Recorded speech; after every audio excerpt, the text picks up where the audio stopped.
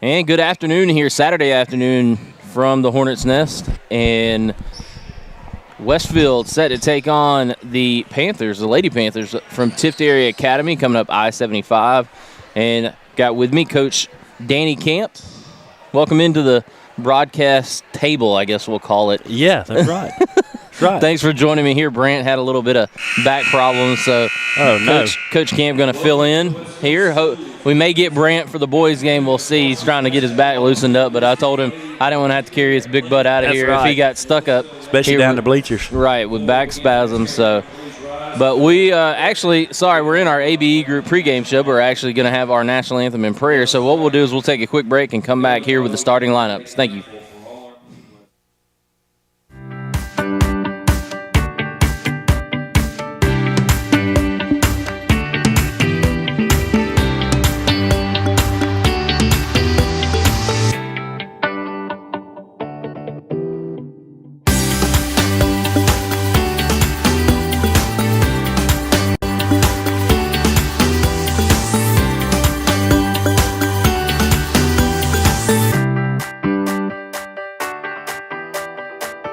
Healthcare is an award-winning, multifaceted healthcare provider with locations throughout Houston County, including 2 hospitals, 3 urgent care med stops, Women's Center, Heart Institute, surgery and rehabilitation services, and a variety of physician practices, serving the needs of residents and patients from all over Central and South Georgia, with over 2,000 healthcare professionals committed to providing the best possible healthcare for our community.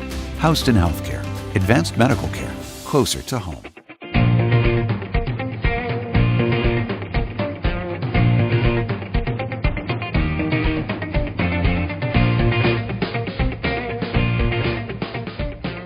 Westfield is a challenging environment. It's a Christian school, it's a Christian environment. And it provides students with great opportunities. Definitely all the teachers, they prepare you for college, they help you with some problems that they'll give you some real life experiences that will help you with college. Every teacher that I have in any of my classes is always telling us that they're here after school. They're always willing to answer any questions we might have.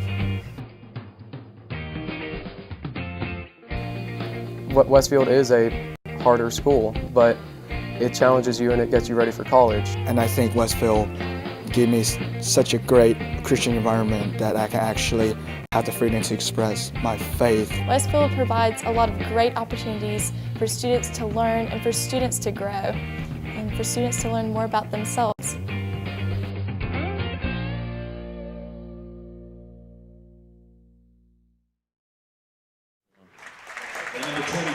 And welcome back into the Hornets' Nest, into the ABE Group pregame show. And we'll go quickly into our starting lineups brought to you by Sonova Securities. And we'll take a look at, that's the wrong one. Those are the guys from last night. Regroup. All right, there we go. So we'll take a look at the starters. 5 seniors here for Westfield. It hadn't changed a whole lot this season. You got at 4, number 31, Emma Williams. You got 3 guards. Number 4, Ellie Williams. Number 3, Sadie Hayes. Number 5, Lindsay Esom. And then at center, you've got number 13, Avery Adams. So those are the starters for Westfield. And then for the Lady Panthers, you'll have Libby Mullis, number 5. You also have Jolie Paulk, number 13. Number 14, Allie Strength, and number 15, Allie Cooper. I did not pick up the final name there on number 22, but her last name is Odom. So those are the starters for the Lady Panthers. This should be a good matchup. Last night, Westfield was able to get out in front pretty quickly there in the second quarter against Grace. Grace, all right.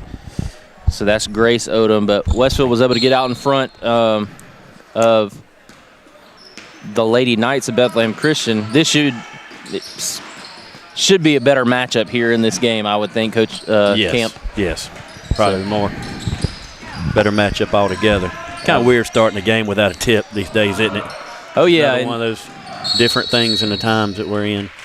We talked about it last night. It's just continuing to be a precaution of the COVID situation, trying to limit the amount of contact as much as possible, obviously. It's kind of hard in basketball, indoors and in close quarters, but, do the best you can. That's right. So Westfield will have their first possession of the night, and we talk about all the time with the Lady Hornets just how much their defense feeds the offense, and there you see a case of half-court offense maybe struggles a little bit compared to their getting out and run after good defensive stands. Yeah, I just think as athletic as we are, you know, the run and gun kind of game suits us better, you know, and being able to get that press set up and let our length and our athleticism get a few turnovers and, you know, to give us our offense time to settle into the game. Right. And get our half-court offense going. You saw that last night. I think it was 12-9 after the first quarter. Right. And Bethlehem Christian had stayed close with a few three-pointers, and then all of a sudden you had that second-quarter explosion. Yeah, speaking of length and athleticism right there, Emma with those active hands getting them in the lane and comes up with a turnover. And you don't realize it until you go down on the court. I went down there before the game last night while the girls were warming up, just how tall they are. Yeah, I mean, from up here, it just doesn't give you a good perspective, just all of them. I mean, Lindsay Easom is probably the shortest of the starting five, and she's still probably about as tall as the tallest of the other teams. That's right. And that length, as you mentioned, really that length right there provided with that athleticism. Good feed from Avery right there into Emma. Now, Emma will make those. She don't like those free throws in the middle of the court, though. Pass ahead, driving inside, looking for the bounce pass. Westfield trying to recover, and that will be a walk on the play. So another turnover. Just so much pressure that they put on you where sometimes they create those miscues. And there's another miscue. Goes out off Avery Adams. Seems like, you know, this group, I think their biggest hurdle the last 4 years have just been getting settled into the games. But once they get settled in and locked in, you know, they're pretty tough to deal with. The offense, they just get so many extra possessions from offensive rebounds, and then obviously you see them defensively. And now they're putting the pressure on here. Tiftarea doing a pretty good job breaking the press, driving inside yet again, going in for the layup, and that's number 14. Good move. That's Allie Strent. Good move by her. Great job driving inside, and it's tied 2-all here. They've been trying to get the ball inside, and there they do into Emma. Shot up. She's fouled on the way up, and she'll go to the free throw line, her favorite spot to be. That foul was on number 14. That's Allie Strent. Let's see what she comes up with here. There you go. She's off to a better start today from the free throw line. That a girl. Knock that one down.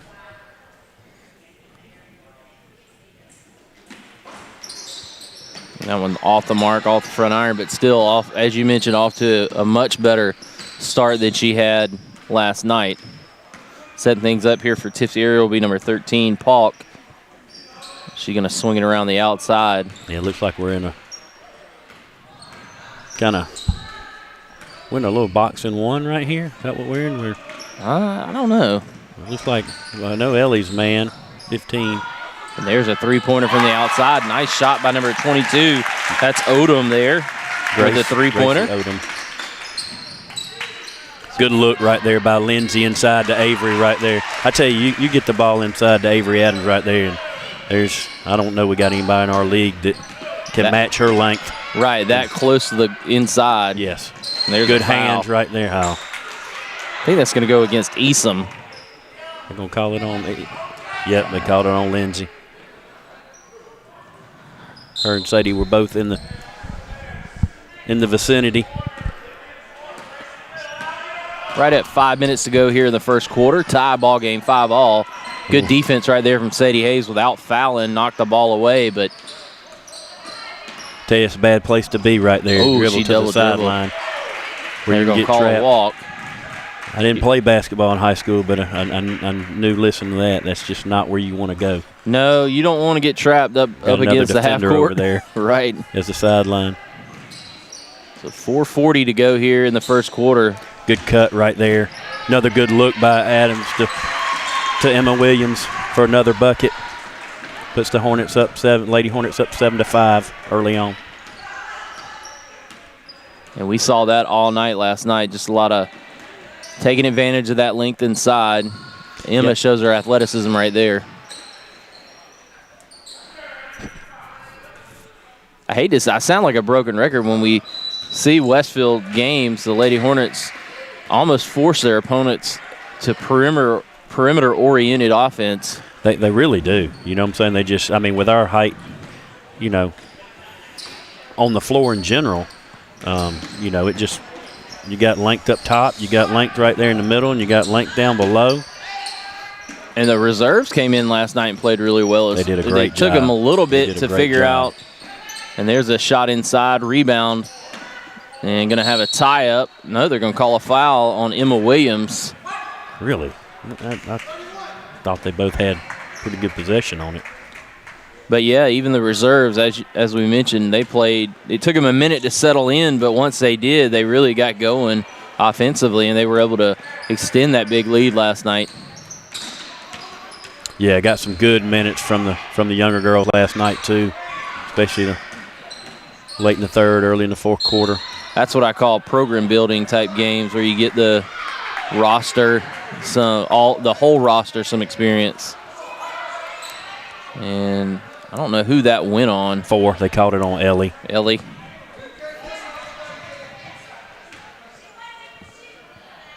Coach Fowler's got to be careful. He's got to coach the boys' game.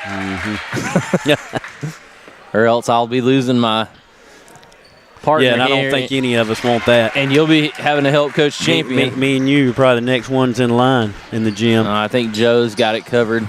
But he's going to have to keep his rag to wipe off the balls. Joe's the jack of all trades. There's a good backdoor cut. Couldn't handle it.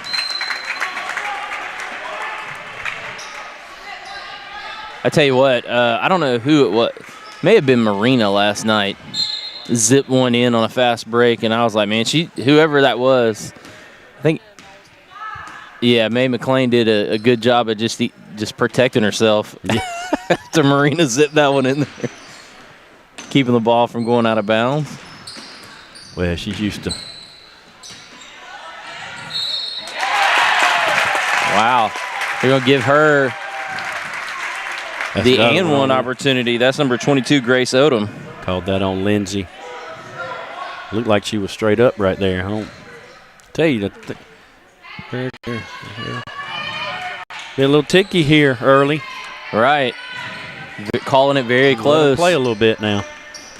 Seems like a lot of that aggressiveness maybe playing against good look the Hornets. Right there. Good look. That away. Same thing, though. They're calling it both ways. Yeah, I mean, not a whole lot of contact, but enough to affect the shot, so they're going to call it. As long as they stay consistent, but you also don't want to have both teams with 40 fouls. That's right. That's right. We'll be here until 6 o'clock tonight. No doubt. First one good by Lindsay. Hopefully, and maybe these officials have the same mindset. You call it close for maybe the first quarter, then it kind of settles down, and then you don't have to do as much of that later on in the game. But that doesn't make it kind of a little tough on the players, not, if they call it different in the second half than call it in the first half? Yeah, I mean, I don't know. I've always. They just take their approach, they just back off a little bit. Right. I don't know. You probably have more experience than I do with that as far as baseball goes and softball. A great job block right there. Good job right there. Oh, my goodness. Yeah, it looked like she had a body there. She was trying not to step on her and shuffled her feet, but great defense right there from Emma Williams. It doesn't pay off, but Westfield trying to get out into transition. She wasn't able to get the ball up the court. Kicking it outside for the three-pointer, and that shot is up and good. And that it looks like we see what Tiftarea is trying to do, which, they're going to have to, especially with Emma, Marina, and Sydney down low. It's going to be pretty tough for them to get the ball inside right now. Right. So there's another foul going to send Emma Williams to the line. But you give Tiftarea credit. They've gotten a few shots from the outside, and they've knocked them down so far. So 2:15 to go here in the first quarter. Westfield trails by 3. That shot is up and good. So Emma 2 of 3 from the line so far in the game.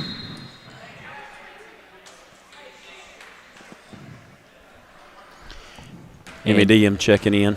For Sadie For Lindsay Easom. Lindsay. And that shot is up and good, so she knocks down both of them. And Westfield trails by a point here.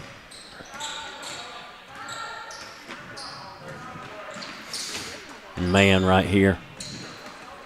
But I was going to say, you probably have more experience with that, having to adjust to strike zones and all that stuff, because they are a little bit different from umpire to umpire. They're different. Like you mentioned earlier, you just want them to be consistent. Right.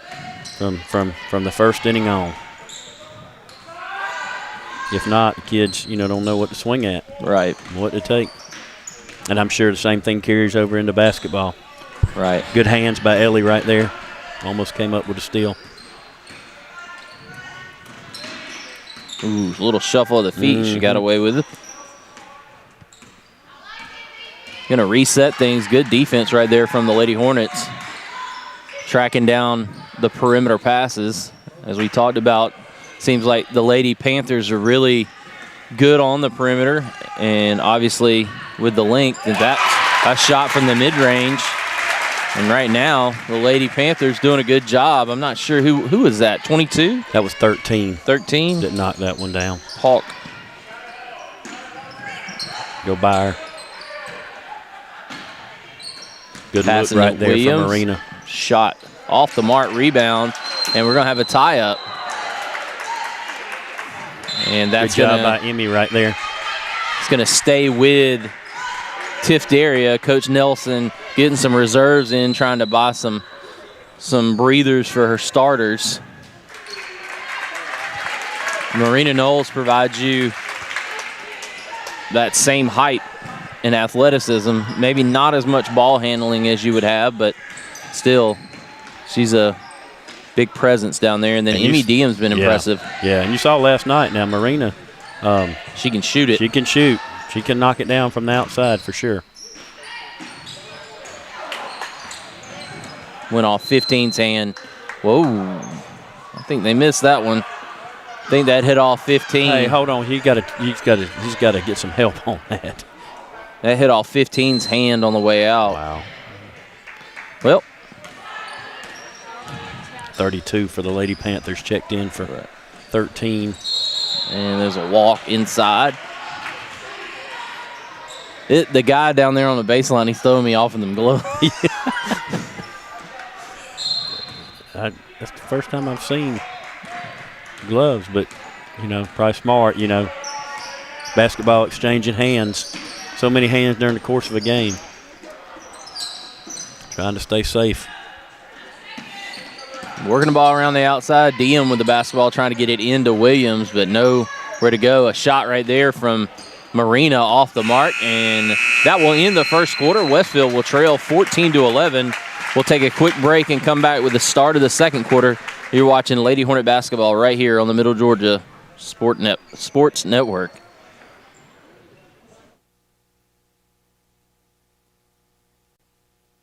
Houston Healthcare is an award-winning multifaceted healthcare provider with locations throughout Houston County, including 2 hospitals, 3 urgent care med stops, Women's Center, Heart Institute, surgery and rehabilitation services, and a variety of physician practices, serving the needs of residents and patients from all over Central and South Georgia, with over 2,000 healthcare professionals committed to providing the best possible healthcare for our community. Houston Healthcare, advanced medical care, closer to home.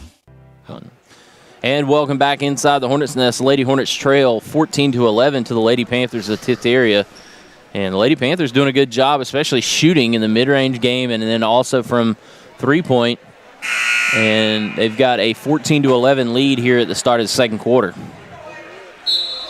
We'll see what adjustments Coach Nelson makes coming out here. And if the starters come back, it looks like Marina's going to stay in. Everybody but Lindsay Easom coming back on the floor, probably trying to protect her from any foul. Looks like Sadie checked back in for Emmy Diem as well. You've got the starters minus Lindsay Easom, and you add Marina in there, I think. Yeah. Marina Knowles, who is a Clemson Tiger commit, correct? That's correct. For softball. Correct. Excited for her. She's worked hard and had a tremendous season for sure. And she was the, I think, all-area player? She was the area player of the year. Right. For Houston County. 14-13 your score. Nice drive in there by Ellie Williams. Yeah, you've seen Ellie do a little more of that this year. You know, really done a great job with that part of her game, is attacking the basket more. Great job by Avery, step in front right there. That's one thing I told a lot of folks about Westfield. You know, you get, as far as Lady Hornets softball, you got the Williams sisters, obviously. A lot of good players. That's a long rebound. Emma comes down with it.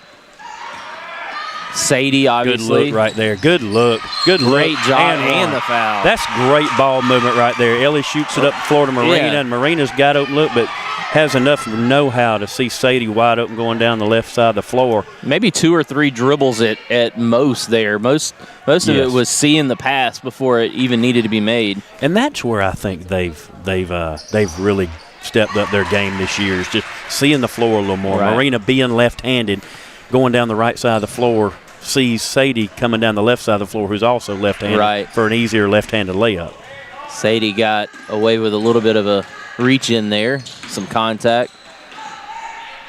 And there's a three-point attempt off the mark. Rebound. If we can't get a couple baskets right here and get some separations. That one's, the pressure gets to the Lady Panthers there.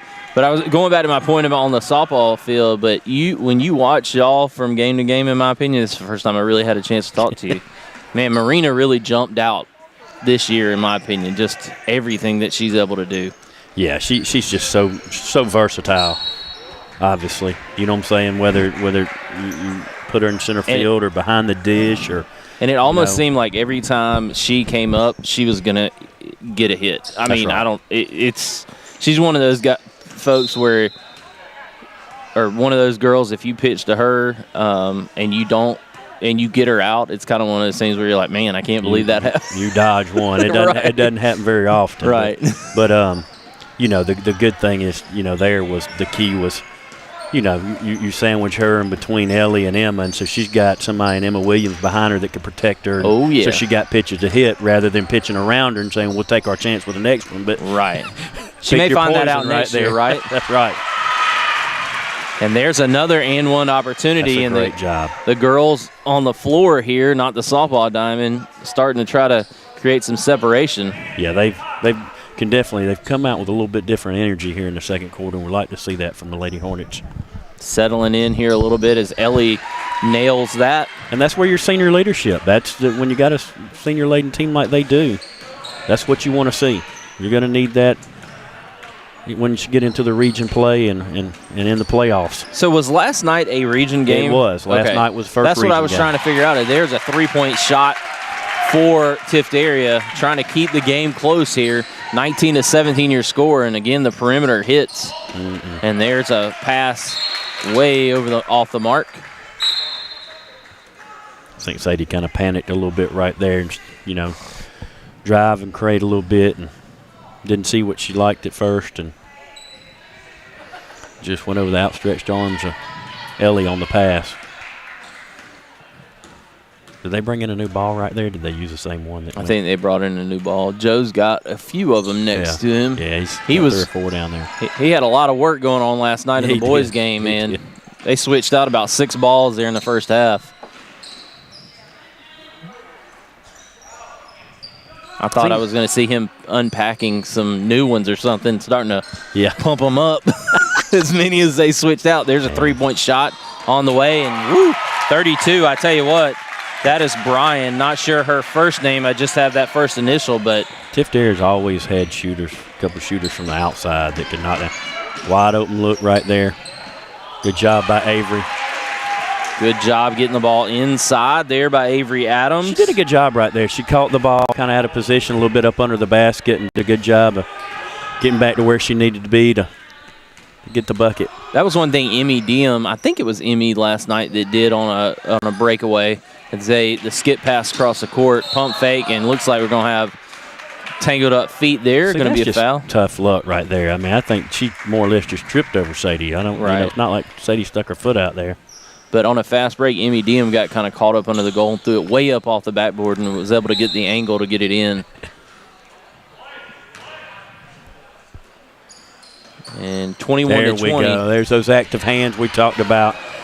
And here's our bucket, and see if we get into the press right here. 23-20. Westfield. That's typically when we get into the press right there after a bucket like that.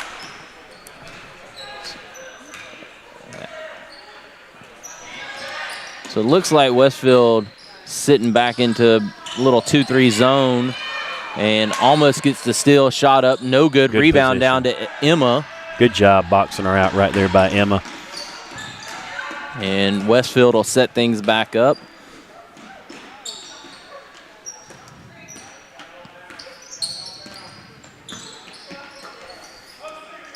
It's amazing There what she is. 2 years make with these girls. That shot's up by Good Marina. job, Mo. Good job by Marina right there. You could see the raw ability and athleticism a couple of years ago of this crew, and now it's kind of been refined, and they've got a little bit more basketball savvy about them. Yeah. So that shot on the right baseline, off the mark, back iron, rebound, and goes out of bounds to Westfield. Sadie did a good job right there, putting the body on her and allowing them not to get the offensive board right there. And those are some of the little things you're talking about right there that they've kind of figured it out. Right. And Ellie really has become kind of the leader, it seems. There's a nice pass to Just her don't sister. expect that, but, when you got arms like they do, you can make those down-court passes, and you're like, where'd that come from? You got 5 starters in softball on the floor at the same time. Major contributors, too. Look at that. That's a great block right there by Emma. And just like that, Westfield up 7, looking to try to extend the lead. 27-20 the score. Ooh, Sadie wanted to take it. She did right there, and she's knocked down a couple. Look at the good positioning. Good board right there. Good shot by Mo. Doesn't quite go down for her. Emma gets the offensive rebound to put back. It's hard to block out Emma that deep on the block. That shot is off the mark. That's the one thing. I think actually that foul maybe should have gone on Ellie knocking down Marina. That's a tough one for Tiftarea to take right there. Look at Ellie. She's like, oops. Sorry, Mo. You can definitely see Ellie when she knows something's going on. She'll start cracking a smile down on the floor. It's pretty funny. And then Emma last night, after a few of those free throws, I saw her. I was like, man, she is not wanting to go back to that free throw line. Good pass. I tell you, that's been there for us. That same play, last 3 trips down the floor. Mo cutting from the other side down the middle of the lane, and it's ballooned to an 11-point lead now. 31-20. And this is where I think, you know what I'm saying? This is where I think really need to extend it right here. And good job right there looking at the floor. See if Ellie goes up strong. Oh. Ellie's got to get back. Got numbers, strength, drives inside. Going to kick it back out. Try to reset things. That's the one thing about with Tiftarea. Nice. Good hands from Ellie Williams. Knocks it away. Sadie looking up floor. Trying to find somewhere to, and finally the ball gets to Avery. Look at Sadie. Wasn't that a great pass, Avery? Right. That was a great pass. It was Avery. a no look pass there, right off somebody's head. But relying on that perimeter game when you're not hitting shots, and there they finally do. That'll be a 2, I believe. Yes. So foot was on the line, so back to an 11-point lead. But you miss some shots, and then Westfield gets some easy buckets down low. And then you saw the lead. It jumped there in a hurry, didn't it? Right. I mean, it went moved up. From 2 to 11 in a hurry. I'm not sure who that was on, but a 3-second violation. 3 seconds on Emma right there. So 1:16 to go here in the first half. It's nice to see some students at the games too now, you know what I'm saying, with the kind of the y'all are giving out we're giving out tickets. You know, each player gets 4 tickets. Right. And they can, obviously use those tickets for anybody. Where I think when we first started, it was parents and siblings. Right. So, so you better be nice to your friends. That's right. Yeah. That's what. Or they're like, well, we've never had to deal with this kind of scalping tickets. Right. So that shot rattles around and gets home there for strength. Lady Hornets up 33-23 with a minute left here in the first half.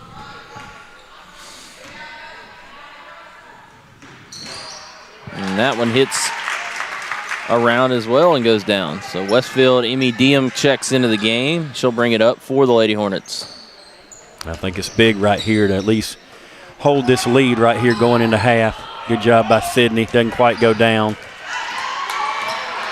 Sadie trailing from behind. Fake shot up off the mark. That was number move. 32. Yeah, from that there is you go. Brian, and a foul from behind. 33-24 your score. It's kind of different with the fouls this year too, Brett. Not having the 1-and-1 so quick because they're going back quarter. At the end of the quarters, they Right, start that was over. the first game we did. I was yeah. like, "What's going on?" Yeah, because that's been like 10 fouls in this, and it's been like that forever. Right. And Emma almost has it knocked away, but she's able to finally corral it. If I'm Coach Nelson, I want to see this. Wow, that was quick because Emma was the one who got the ball and passed it out. So 19 seconds left to go here in the first half. Westfield up 9. A three-point shot by Brian on the way. Off the front iron, rebound, and shot off the mark. Rebound That's a foul. down That's Emma. over the back right there. And it looks like we're going to have a jump ball. Wow. That's going to stay with Lady Panthers. Tiftarea. That away, Emmy. Good steal by Emmy Diem right there. She got her hand all over going down the floor. So 2.9. Am I allowed to say tighten up, refs? Am I allowed to say on air? You can say whatever you tighten want, up? honestly. I mean,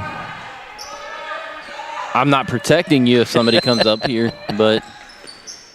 Oh, that's a great look out of the inbounds. Great look by Sadie Hayes to Emma Williams.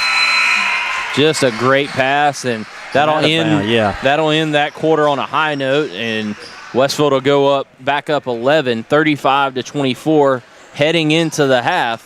We'll take a quick break, come back with the halftime show right here on the Middle Georgia Sports Network. Houston Healthcare is an award-winning, multifaceted healthcare provider with locations throughout Houston County, including 2 hospitals, 3 urgent care med stops, Women's Center, Heart Institute, surgery and rehabilitation services, and a variety of physician practices, serving the needs of residents and patients from all over Central and South Georgia, with over 2,000 healthcare professionals committed to providing the best possible healthcare for our community. Houston Healthcare, advanced medical care, closer to home. Houston Healthcare is an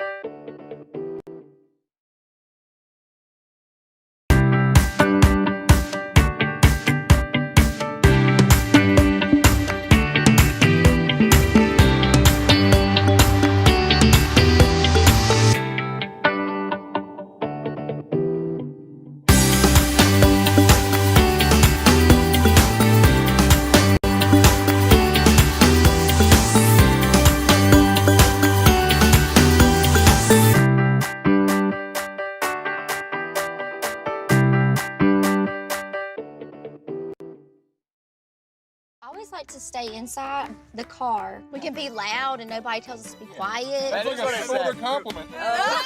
Nobody's judging you for what you order. You can get one of everything if you want. When you're in the truck, it's judgment free. I always like to stay inside the car. We can be loud and nobody tells us to be quiet. That is a shoulder compliment. Nobody's judging you for what you order. You can get one of everything if you want. When you're in the truck, it's judgment free. There's no such thing as a pretty eater. You're a pretty messy eater. I'm more of like a neat eater. Flagler can eat in the car, so nobody can see that. Oh my God. How are you guys eating so slow? I'm almost done. No, you have a giant mouth. There's no such thing as a pretty eater. You're a pretty messy eater. I'm more of like a neat eater. Flagler can eat in the car, so nobody can see that. Oh my God. How are you guys eating so slow? I'm almost done. No, you have a giant mouth. There's no such thing as a pretty eater. The Middle Georgia Sports Network is excited to bring to you another year of live prep sports action. Whether it's on the gridiron, the diamond, or the hardwood, MGSN has you covered. For the past 7 years, we have been there for region championships, state championships, and everything in between. We look forward to another 7 years of coverage, as you can always count on the Middle Georgia Sports Network.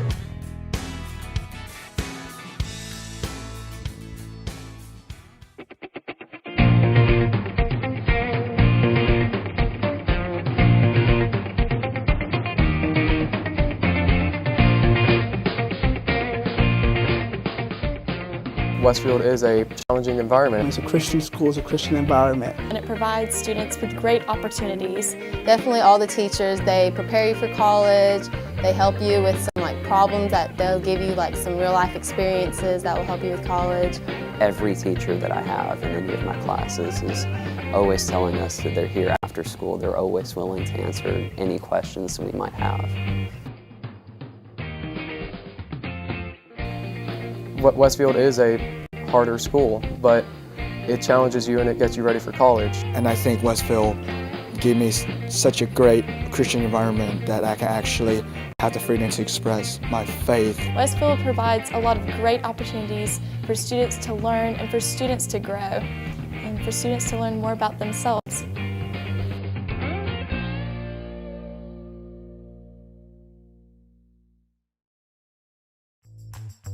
I'm involved in a lot of extracurricular activities. I play football, baseball, basketball, and I run track. I love the contact sport. I love the ability to get my feelings and aggression out throughout the hard day or hard week out at practice. I was a part of the Westfield wrestling team when I was a freshman, and that's also the year when I played soccer. So it was been fun, and I'm going to play soccer again in my senior year, and hopefully I will probably be the captain of the soccer team. I enjoy just spending time with my teammates and getting to just rep the green and gold like everyone else has in the past. On Thursdays, we get to go out and with the football team, and we get our chaplain out there, and he does a great job. And I think on a Thursday that's great to do because it's a day before the game, and you get to think about God and just choices in life, and that's kind of what the game of football is like.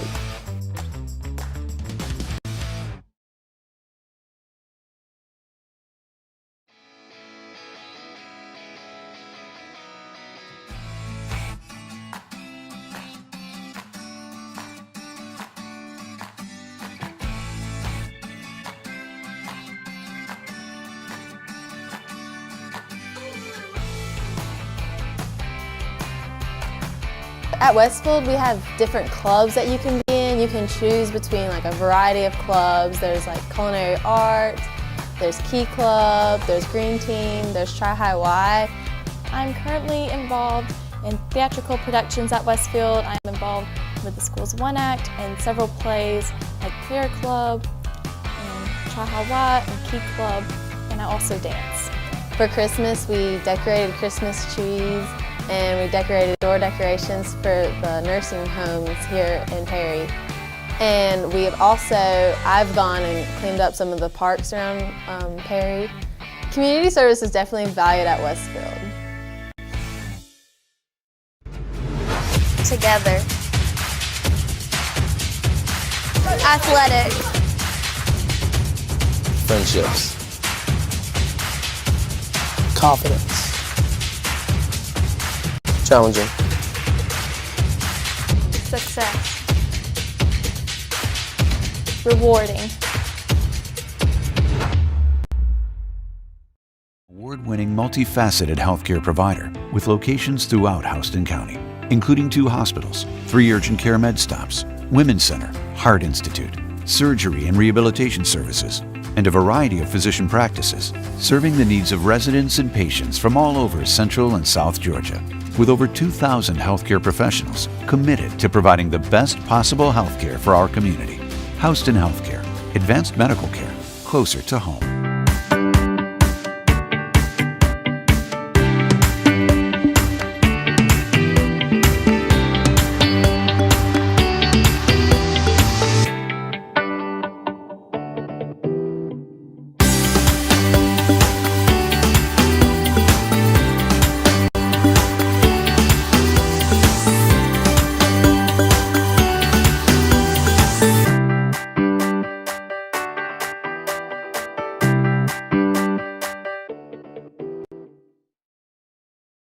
like to stay inside the car. We can be loud and nobody tells us to be quiet. That's like a shoulder compliment.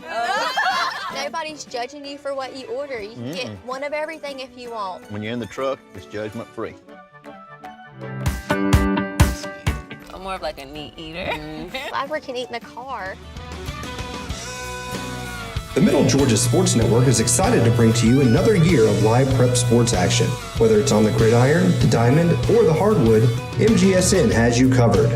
For the past 7 years, we have been there for region championships, state championships, and everything in between. We look forward to another 7 years of coverage, as you can always count on the Middle Georgia Sports Network.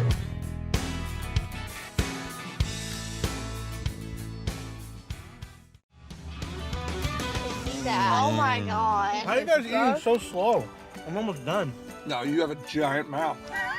I always like to stay inside the car. We can be loud and nobody tells us to be quiet. That's like a shoulder compliment. Nobody's judging you for what you order. You can get one of everything if you want. When you're in the truck, it's judgment free. I always like to stay inside the car. We can be loud and nobody tells us to be quiet. That's like a shoulder compliment. Nobody's judging you for what you order. You can get one of everything if you want. When you're in the truck, it's judgment free. And welcome back inside the Hornets Nest here to halftime. We've got about a minute or so left of the halftime break. The Lady Hornets still haven't made their way back out, but they're on top 35-24 in an impressive second quarter there, Coach Camp. Good job by the Lady Hornets, especially on the defensive end, and that helped out their offense a lot. I agree. As a matter of fact, I think the defense and the job they did on defensive end created those opportunities, obviously, on the offensive end, and we took advantage of it. Actually, when the quarter started, were we down? Yeah, it was 12 to – no, excuse me. It was 14-12, I think, something like that. I think I got mixed up on my numbers here, but right now I think Emma's leading all scorers. What I had her tallied for is she had – let's see, 7 there in the first quarter and then 4 more in the second, so 11 points so far for Emma Williams, leading all Westfield scorers. So we'll see what happens here in the start of the second half. That second and third quarter seem to be the two that Westfield really shines in, and you know, you saw them just like you said, they trailed at the end of the first, and now they've got the lead and pushed it out to 11. I mean, he got up to as high as I think 13 there in the second quarter. So we'll see if the Hornets. So Lady Hornets get the ball to open the second half. Thanks, Chip. Yeah, I think we talked about it too. You know, we said right there early, I think it was maybe a minute into the game that they just have to settle in. So we'll see what happens here, if they can continue to stretch the lead or if Tiftarea can try to get it close. It's like Coach Nelson came out with the original starting 5. It looks like that ball was kicked by Tiftarea. Got kicked by number 13. That is Polk. And Westfield going to set up underneath the baseline. Sadie going to take the ball out on the O of the Hornets there on the baseline. Good look. Avery drives inside, right hand off the mark, rebound down to Emma, and she's fouled on the way up. Yeah, I'd like to see Avery take that shot right there from the elbow because she's got a good little shot from right there, just a little indecisive. I think that went on strength. Especially with an 11-point lead right there. See if you can get those to fall and open up the inside a little more.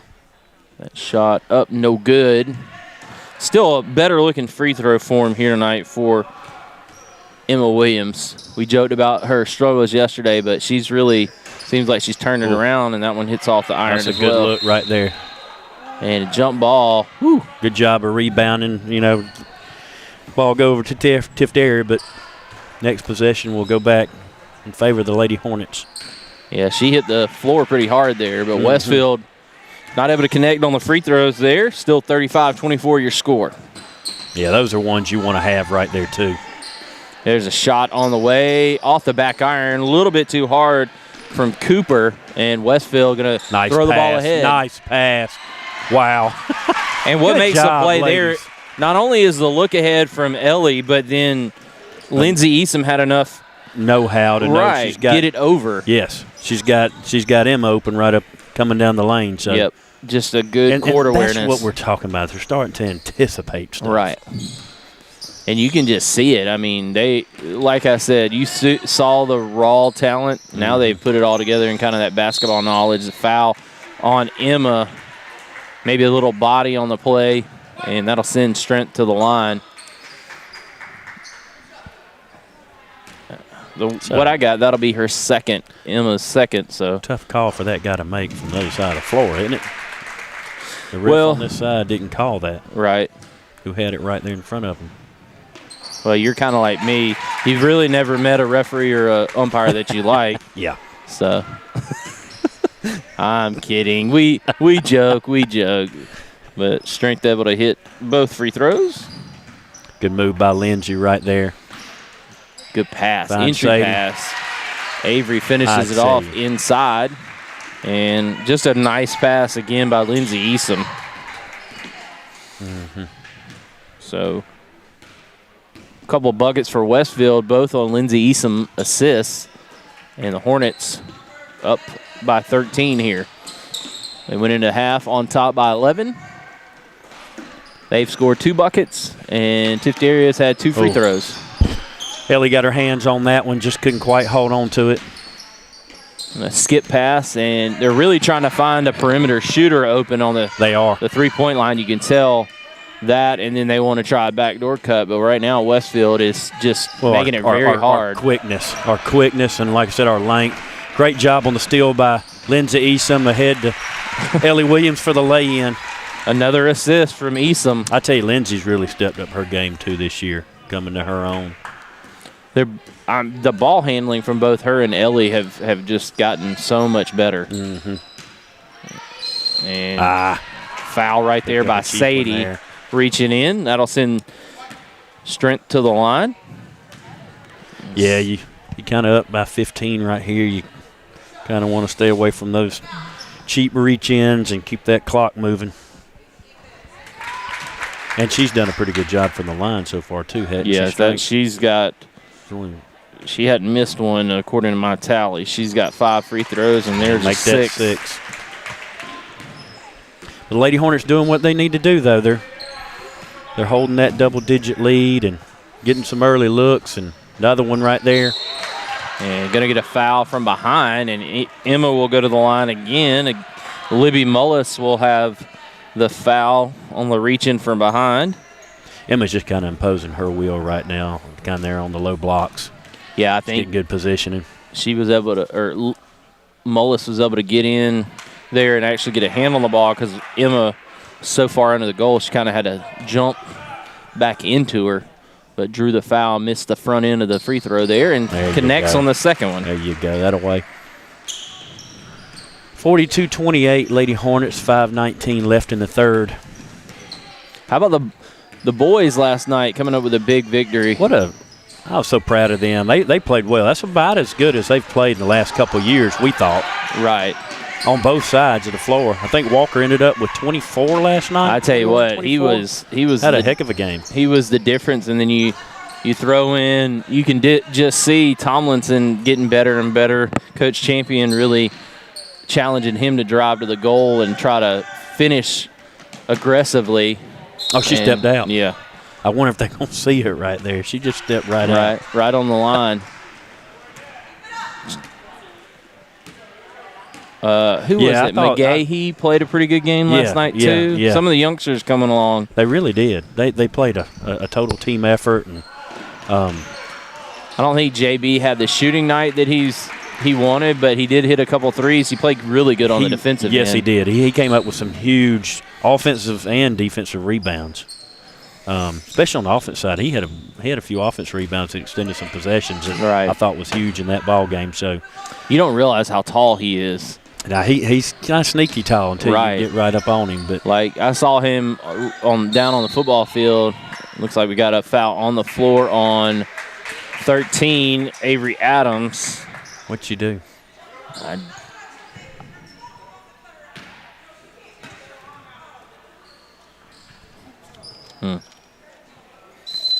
don't think Coach Nelson agreed with their call. That shot off the mark from the outside, trying to get the ball ahead. Look, look at Ellie. Good job, Ellie, returning the favor. And Avery gets the outlet to Ellie, and Ellie sees Lindsay ahead, and here you go, I'll return the favor. Right, Lindsay's first points of the night, but she's done such a good job in transition, finding her teammates. She gets rewarded there. Cutting off the baseline, but it's still a good drive by Strength, sticking with it, and she's able to come up with a couple points up underneath right now. I've got her for 5, 7, 9, 11, 13. Seems like every time they score, she's in the mix. Right.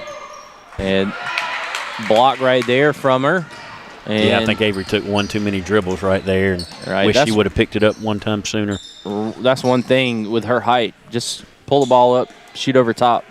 They're not going to reach the ball. You're right, because, I mean, when she's got it at that high point, there's not any girls that can get it. You know what I'm saying? When she brings the ball back down, she's taking that advantage away. So Sydney Langdon going to come in for Avery Adams. Adams will take a seat. And you lose a little height, but not that much. Not much. And she's a sophomore. So what, you go 6 foot, right? 6 foot to 5'11"? Yeah. Is she a sophomore? Yes, Sydney's a sophomore.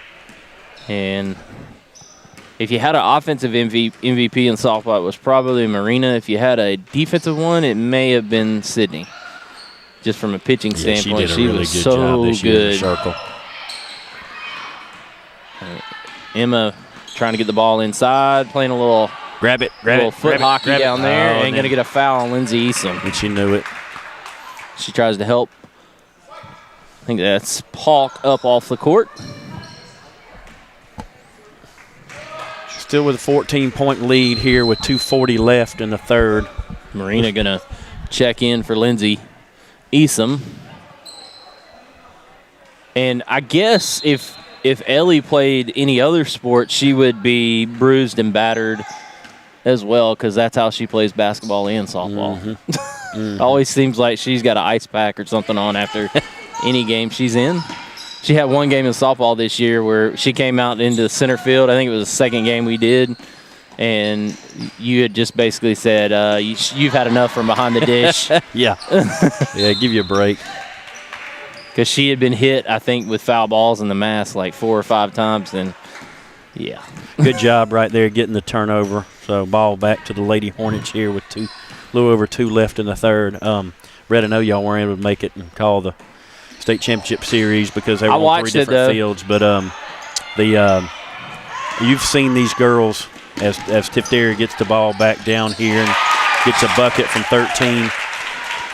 You've seen these girls hit a lot of home runs throughout their careers, but I don't think you got to see the one Ellie hit in the state championship game on Saturday. Probably the farthest ball I've seen. Really? Hit her and Mo have hit plenty long distances. Right. That ball definitely got out of there in a hurry. She hit a moonshot, that one that nobody thought was going to get out, but it was so high. Mm-hmm. In one of the games we covered. It may have been against Mount DeSales. I can't remember. But I was watching, I think Miss Sky, as Strength drives inside, was doing a little live streaming. 14 got away with a push right there. And Mo on the ground trying to get up with it. Now Sydney Langdon knocks it forward. Who wants it? Cooper comes away with it. Strength walks. She's going to walk. Okay. So after all that. Right. All right, settle down right here. That was the unfortunate thing, and I was hoping that the boys could get back to Mercer for football so we could cover their game. Yes. But we were fortunate enough to be able to do the AA and AAA from Mercer. Guys had a tremendous season, by the way. They really did. It was nice to see them bounce back. Coach Fitzpatrick and his staff did a great job with those guys. They just ran into a little bit of buzzsaw in the crowd. And honestly, they played them better than probably anybody did all year. That's right, twice. So it is what it is. But like you said, I think the bounce back, you'll take it. Mm-hmm. That ball knocked away. It's going to go off of Sydney and stay with the Lady Panthers. So Westfield on top by 12. May McLean coming in the game for Emma Williams. May McLean, another senior.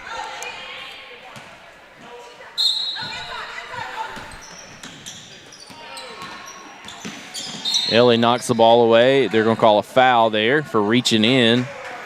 And that'll be Ellie's second, I believe. So 2 fouls on her. 44 seconds to go here in the third quarter. Westfield still on top by 12. That shot up, off the mark, rebound down to Sadie Hayes. She pumps fakes, that's trying to drive. Say, goodness gracious. It can't ride her down like that. Strength's got to be getting close here to 4. I think that's her 4th. So she's going to have to be careful the rest of the way. And she's been, as you said, a large part of their offense. Do you play for one shot right here? Or I do. You play. You're up by 12. Mm-hmm. I mean, unless you're going to go straight into your press, I'd press right here. Well, maybe she's just thinking, let's not get any more fouls. Sydney just kind of got turned around in there, looking for somebody to throw the ball to, and shuffled her feet. Mm-hmm. So you got Marina, Ellie, Sydney, May McLean, and Sadie Hayes. Sadie Hayes down there for the Lady Hornets. Under 15 seconds to play here in the third. And Tiftarea going to turn the ball over yet again. Marina comes up with it good. Gives it up to Ellie. Ellie in there. Shot off the mark. Rebound down to Marina. Shot off the mark. Rebound back down. And she's going to go to the line after being fouled. So we'll have an untimed 2 shots. And I think Marina will be all by her lonesome on the free throw line, because it's at the end of the quarter. Don't keep them there. Well, maybe they're going to keep them there, but I think normally you would send them all back to the and she would shoot the final. But well, there is technically 0.3 on the clock, but you can't I got really. I thought it was all zeros. Can you get a shot off 0.3? Is it 0.3 or more you can get a shot off? I don't. You got to catch me up on my basketball rules. I think that's it. I think anything under 0.2, the only thing you do is tip in. I got you. Did she take 2 shots right there, Brett? She did. She missed the first one. Okay. And so that'll bring us to the end of the third quarter. Westfield on top by 13, 45 to 32. So they got a net 2 points there in that quarter and expanded the lead from 11 to 13 at the end of 3. So what we'll do is we'll take a quick break, come back with the rest of this ball game. You're watching Lady Hornet basketball right here on the Middle Georgia Sports Network.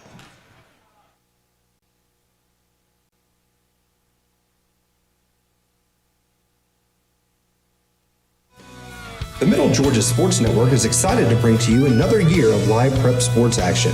Whether it's on the gridiron, the diamond, or the hardwood, MGSN has you covered. For the past 7 years, we have been there for region championships, state championships, and everything in between. We look forward to another 7 years of coverage, as you can always count on the Middle Georgia Sports Network.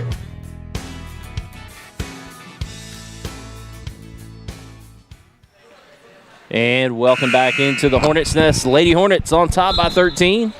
And looking to try to close out this contest against the Lady Panthers of Tiftarea.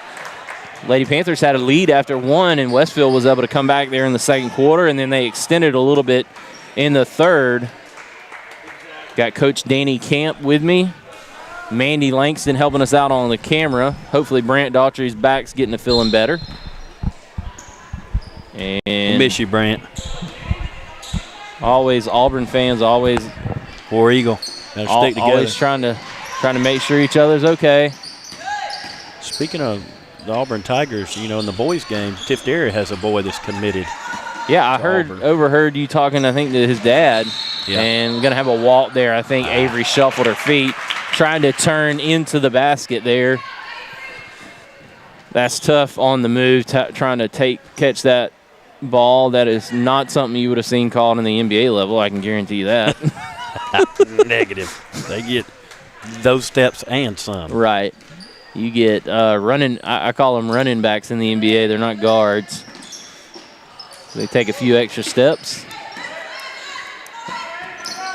Westfield swarming. You've got, don't have the starting lineup back in there, but you've got 4 of the 5. You got a foul there. Looks like it may go on Esom. Not sure. Maybe they're going to call it on Ellie. Yeah, Ellie with the push. So that'll be her 3rd. I think we've done a really good job on our perimeter defense, not allowing them for some of those open looks that they had. Since the first quarter, you're right. Well, and I jinxed us. There you go. She missed the shot. Yeah, and the shots that they have had have been contested, and most of them have gone a little long. So I don't know if that's a sign of overcompensating for being tired or just adrenaline or what it is. But we have done a really good job on the boards today, I think, personally. Yeah, I mean, when you limit teams to 1 shot and done, especially on the defensive end, that's always going to bode well. You limit the amount of looks at the basket and possessions that they have.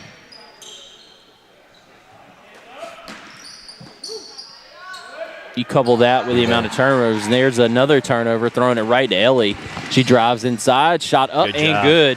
Good job by the senior, Ellie Williams, right there. I think 32, Brian went for the swat and missed the ball on the way up. Ellie, height probably helped her out a little bit there. Don't reach, Avery. Yeah, Avery. Pick up one. Avery's got to slide her feet, and Ellie almost picked that one off. She just mistimed her jump right there, didn't she? You could kind of see. And Avery trying to. Got to get position, Abe. That a girl. That shot was so far off. It was short. Avery saw that it was going to be short and tried to get in there and grab it. Coming out of the game will be Mae McLean. Checking back in will be Emma Williams. Oh, she's moving. That should be a walk. Look up the floor. That a girl. Good job. Look at the athleticism right there. She misses the shot, but right there to clean it up is Emma Williams. Lindsay Esom, the athleticism pirouetting into the lane. Yes. And a good job right there. That's a good move. Good strong move right there. That was number 22, Grace Odom.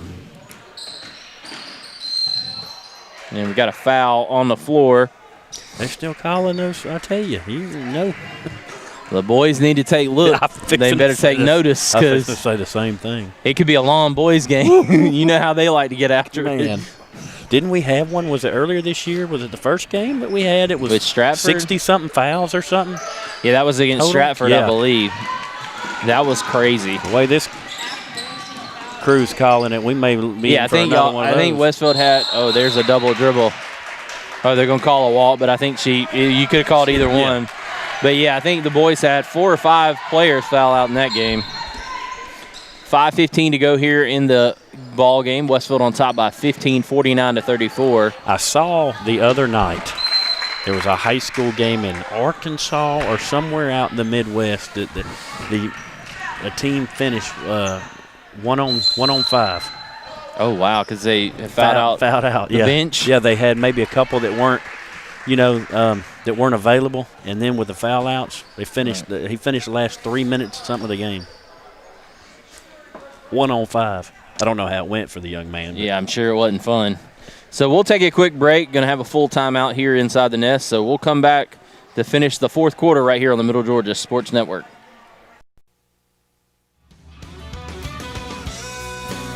The Middle Georgia Sports Network is excited to bring to you another year of live prep sports action. Whether it's on the gridiron, the diamond, or the hardwood, MGSN has you covered. For the past 7 years, we have been there for region championships, state championships, and everything in between. We look forward to another 7 years of coverage, as you can always count on the Middle Georgia Sports Network.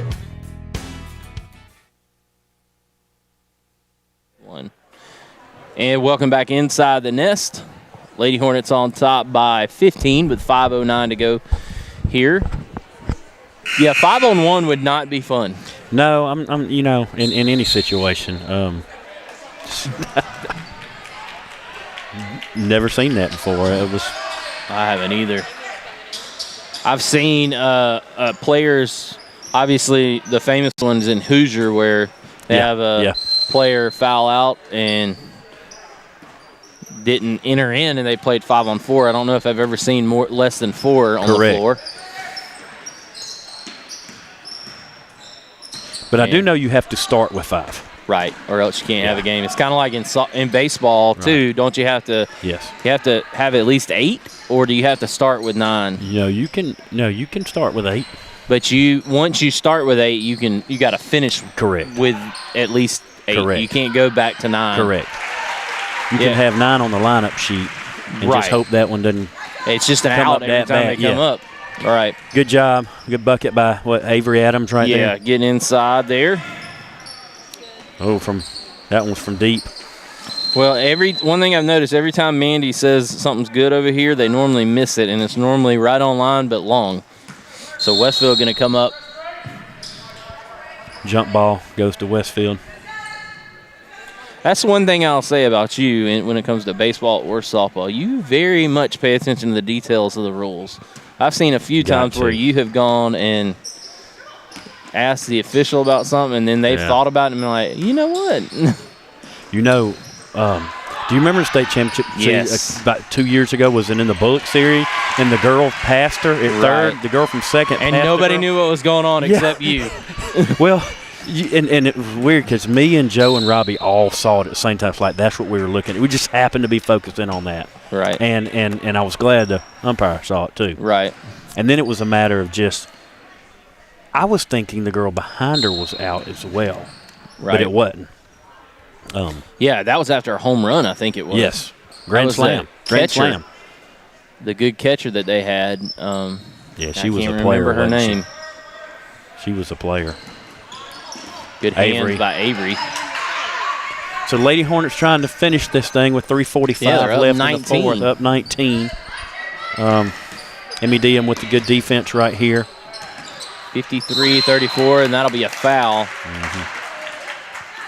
But as you mentioned,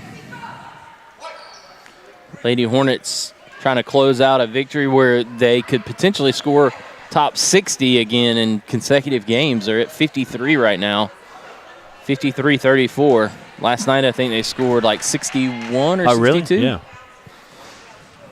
Oh, in and out. Heck, when you have a high school girls team score more than 50, that's a good amount. Yes. A little long. Emmy Diem with a rebound. Emmy's going to be a good basketball player. She's very instinctive. Handles it well. Got a good shot. The more comfortable she gets, the better off she's going to be.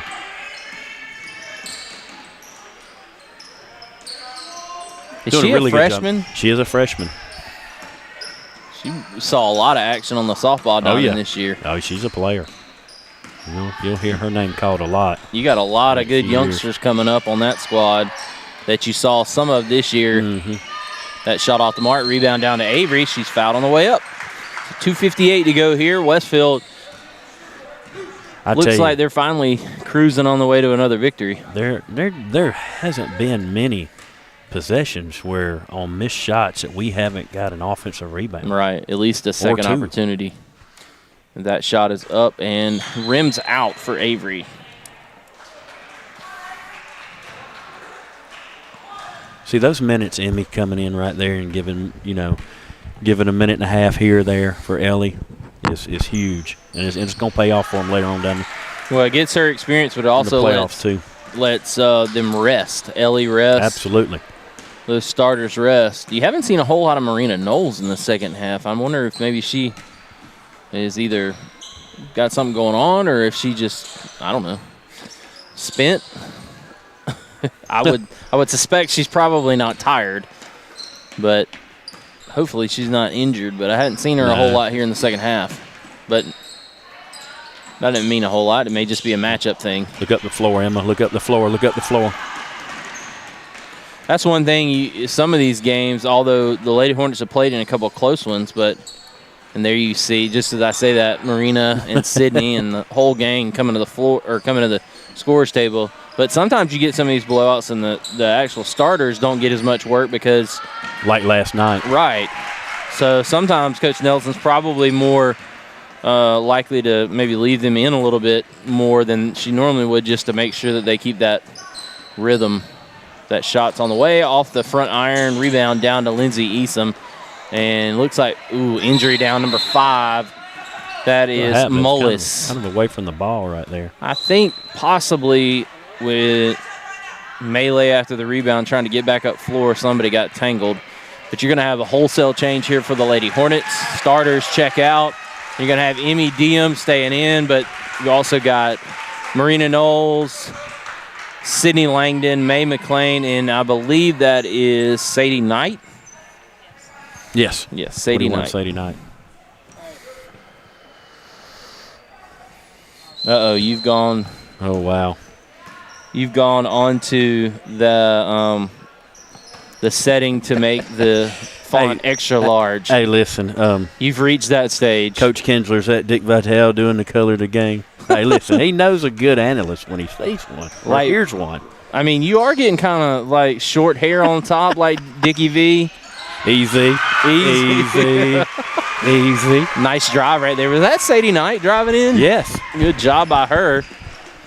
Shot right here from Tiftarea, short, but rebound down to Strength, and a foul. Looks like we're going to also have Carly Knowles come in off the bench. We'll see who she replaces. Lady Hornets extended their lead to 24 right here with 1:17 left in the game. And that shot is good, and she has been 100% from the free throw line tonight from my tally. So checking out will be Marina Knowles. Carly Knowles going to get in. I don't think they're of any relation, are they? Depends on what day you ask them. Sisters. I know. I'm just being funny. And we have coached a few of them over the years. You got two of them, or one set that you've had for the last 4 years, well, really 5 years in softball. Mm-hmm. And that shot is up off the mark. Well, remember we had Megan and Lindsay Easom, and we had Brianna and Brooke Corley. And I didn't realize Brooke Corley had a sister that was on the team. Yeah. Brianna was senior on our first state championship team in 17. Into May McLean, shot up, left hand off the mark, and rebound down to Cooper. Tell you what, they just really, after about 3 minutes into the game right here, they just really kind of turned it up a notch and let loose after that. Shot rims in and out, rebound down to May McLean. And this is going to be a big win, coming back early on a Saturday after a Friday night region win, back to back, and this is where that leadership and maturity pays off. Sure, this is one of those games where Coach Nelson's like, "Hey, boys team, can we do one of these where we switch it up a little bit so we get the late start instead of the early one?" Well, Westfield going to finish things off here, 59-35, your final score. The Lady Hornets are victorious here in this game, and we'd like to go straight into our Westfield Booster Club post-game show. And we'd like to thank all of our sponsors, the ABE Group, Houston Healthcare, obviously the Westfield Booster Club, Westfield School, Sonic, the Swanson Restaurant, and Sonova Security.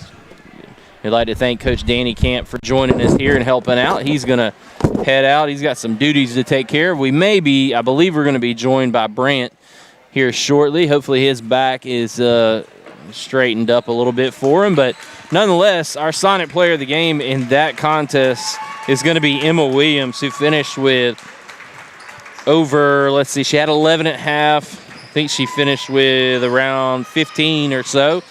So congratulations to her. And what we'll do is we will take a quick break, stay on this same link, and we will have the start of the boys game here coming up shortly in the next 15, 20 minutes. So I'd like to thank Coach Danny Camp for helping us out here. Also Mandy Langston, and we'll be back here shortly. You're watching Lady Hornet basketball right here on the Middle Georgia Sports Network.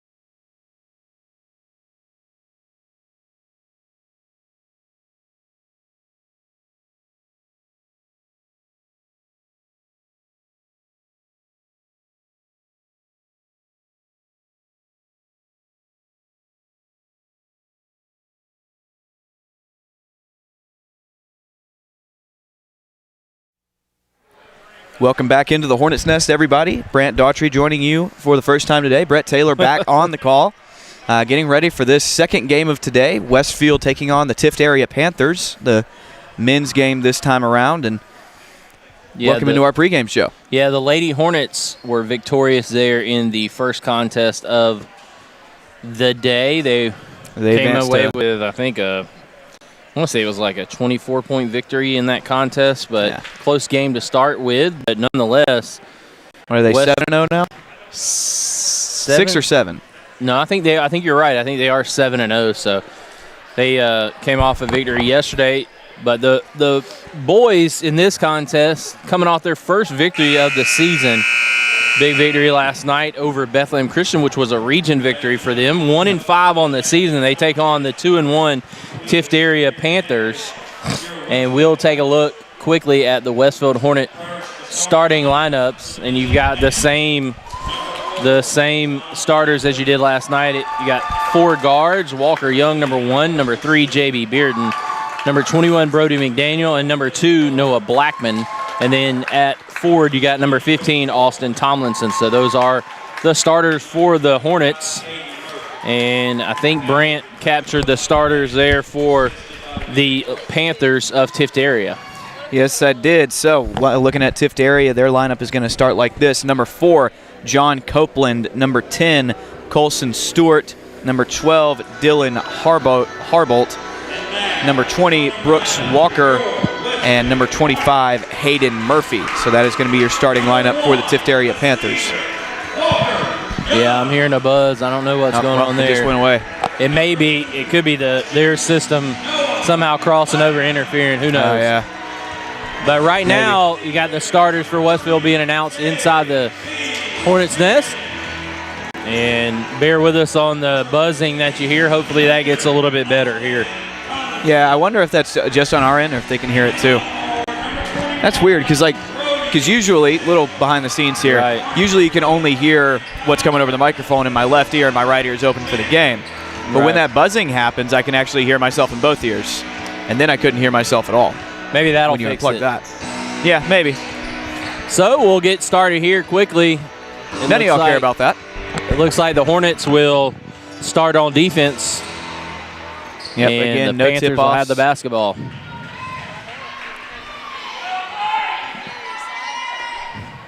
Yeah, Coach Camp and I talked about that before the game, a certain haircut coming back in style, and I like it. Which one? Oh, the mullet? Oh, yeah. Bless. Well, and then I said to him, it went out of style. That ball knocked around, and Walker Young going to come up with it. Walker Young, great game last night, scored 23, 22, if I remember correctly. That time, missed the layup, but pushed from behind. It's going to be a foul on John Copeland. I think I got the official count on his scoring. He ended up with 24 is what they officially had him for. Mm-hmm. So you were right there around the ballpark. A great game. Right. He had a great game. It's a great first half especially, and at the line for 2 here. So that shot off the mark. Little long off back iron. 7:39 left to go here. Second one a little short, so got to find the in-between spot. And Harbolt going to bring it back up for the Panthers.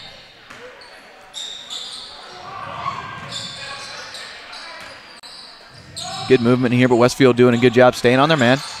Mid-range floater, no good, too far. And Tomlinson going to come back down with a rebound. So we'll see if the Hornets can duplicate their performance from last night. J.B. Bearden turnaround jumper, good.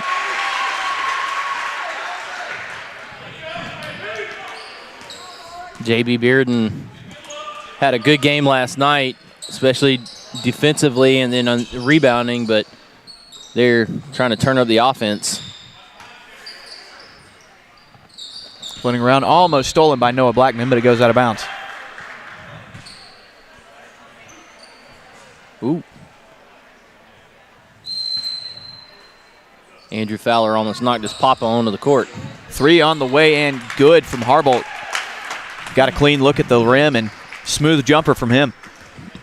That's kind of how the girls' game started out, with a lot of perimeter shooting from the Lady Panthers, and Then Westfield finally got their footing underneath them in the second quarter, and hopefully the Hornets can get off to a faster start. Walker, good shot fake inside. Bounce pass gets tipped out of bounds. It'll stay with Westfield. Trying to get it inside to Tomlinson.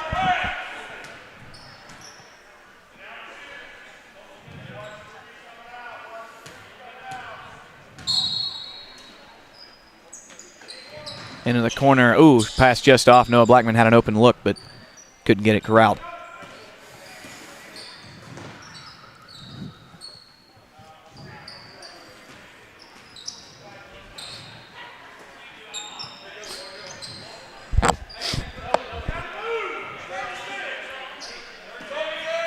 You can hear the coaches yelling at the team, hey, you got to move. Can't stand still. Got to create somehow. Westfield passing it around the perimeter right now, looking for an open shot. Inside to Bearden, almost lost it. Weaving his way, shot blocked. Great job of Copeland getting his hand on that one. Harbolt going to take it the other way.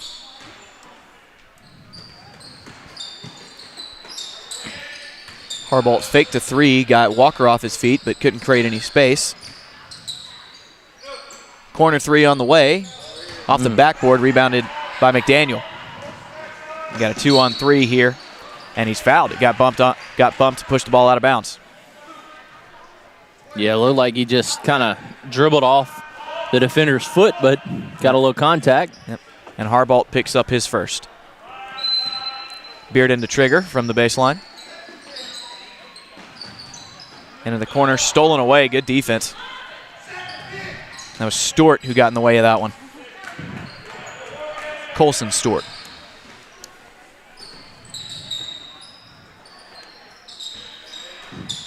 3-2 your score. Not a whole lot of offensive production so far for either team. Yep. Three on the way from the wing, well short. Rebound comes down to Blackman, and he got yanked down and fouled. Yeah, good position from both players, just trying to come away with the rebound, and he swatted the arm. Yep. And Brooks Walker picks up his first foul. Three on the way, off the backboard, bank is open. Wow. For Brody McDaniel. Just a clean look. Not a whole lot of offense run, but no one covered him. Westfield's got some good shooters. They don't have anybody who's a knockdown shooter. They've got some good ones. As a tie-up, it looks like it's going to go to Westfield. Yep, I believe that was Bearden who forced that one.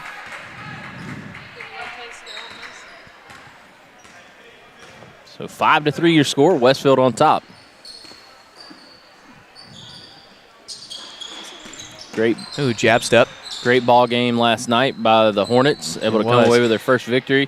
JB all the way to the hole, Bearden, but misses. Bearden did a good job of splitting the defense, but couldn't finish.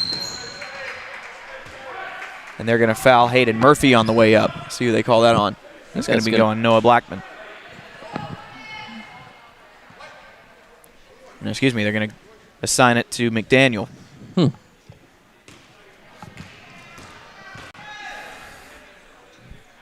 Free throw, good. From Hayden Murphy. Going to get some substitutions. Number 22, Lee coming in. Second one short, bricks off the front. Walker comes down with a rebound. Yeah, Jonathan Myers at the table, going to check in here with just over 4 minutes to go here in the first quarter.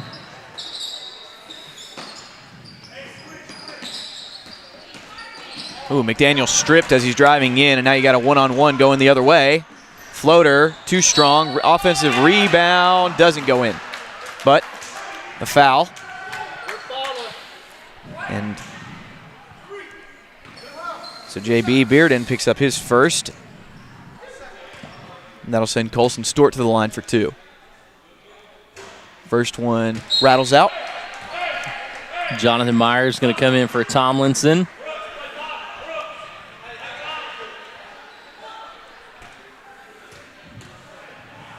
Second one on the way, good. Not a whole lot of time wasted by Stewart at the free throw line.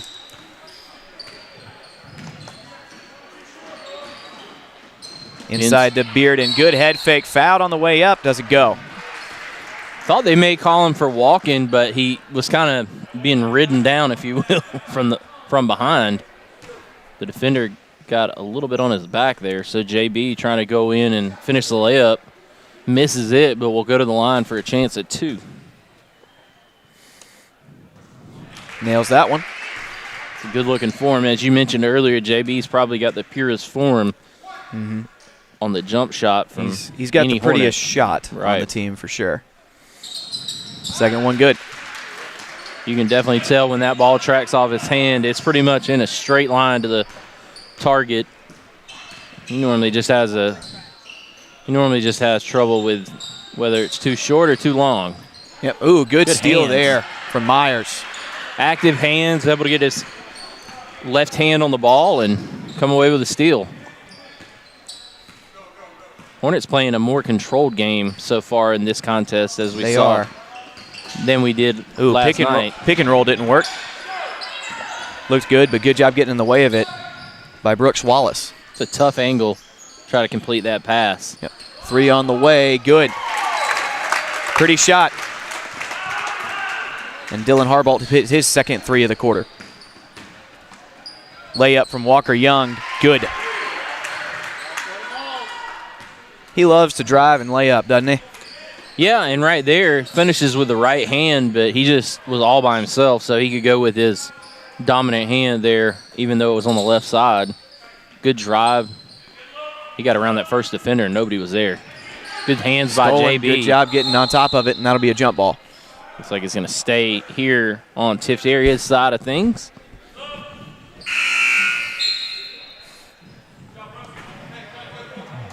They're going to bring John Copeland back into the game. Give Brooks Walker a breather.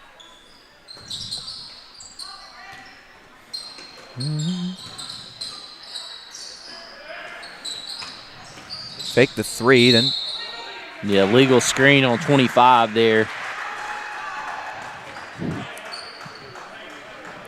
25, Hayden Murphy sets a hard screen, picks up his second.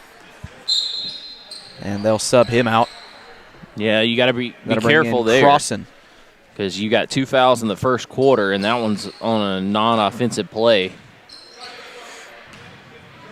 Not expecting to draw those kind of fouls.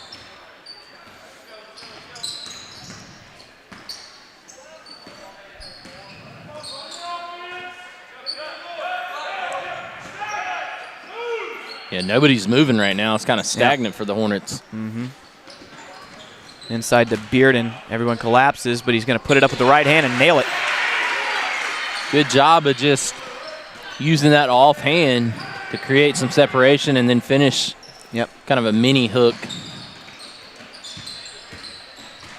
Driving the baseline, Myers. Yep, going to draw an offensive foul. Great job by Bearden. He's got 6 points and playing great. Yep, and he is a master at doing that. Yep. And that's going to give Copeland his second in the first quarter. Now going to bring Brooks Walker back in, sit him down.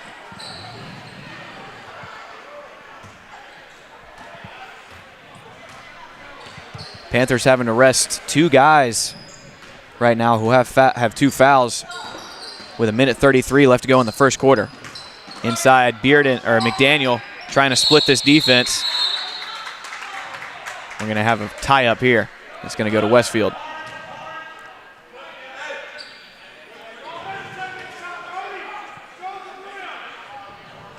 (11-8), Westfield leads with 1:27 left in the first quarter. Yeah, I think Coach Fowler's wanting Brody to split those 2 defenders and take it right to the hole. Yep. Oh. Wow, great job by Myers. I don't know if he meant to, but he threw it right off of the leg at Colson Stewart, and it'll stay with Westfield. Ball got away from him, and the only real option he had was to try to throw it off somebody. Really not a bad play by Stewart, just happened to be in the wrong spot. Corner 3 from Walker off the backboard, rebounded by Myers. He's going to put it up. Good, and a foul. Had to hold up on that one because it rolled around for a minute. Second time I've done that. What did you? Hard drive. Oh, boy. Well, if you're watching this on YouTube later and the recording just messed up. No, it didn't. It's good. Myers' shot rolls off the front of the rim and no good.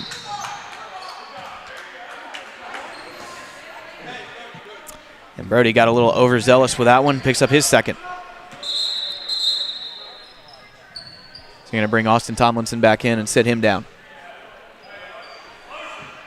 That's McDaniel's just his first, though, isn't it? I mean, that's my second by my count. All right, I missed one then.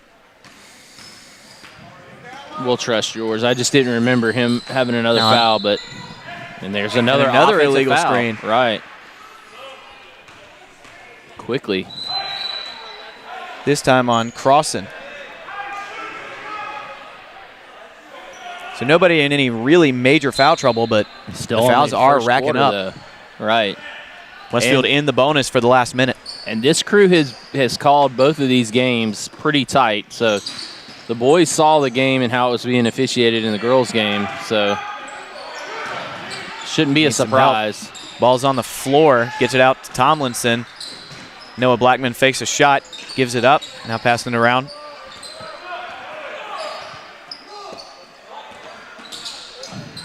Mid-range jumper on the way, no good. Rebound down to, let's see what they're going to say here. Rebound came down to Myers, and it's going to stay with Westfield. Bonus. Yep. Oh, 2-shot bonus, too. Oh, is it? Or is it just a 1-and-1? No, they're saying 2 from the bench. You can't see him here, but. Who do they call that foul on? I did not. No, yeah, you're right. They're saying 2. That means that they had shooting fouls. It took the place of a bonus foul, so it got all the way up to 2 That's instead fair. of 1-and-1. That one rolls around and falls for Myers. Because what? You get bonus at 10, right? Or double bonus at 10, right? I think so. 14-8 your score. Second one is good for Myers. He's got 4.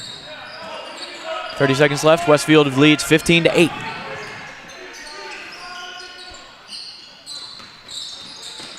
Driving in, that's a walk. Both officials, baseline and out on the left wing, over on top of that one. Yep. Westfield's got 21 seconds to set up their offense however they want.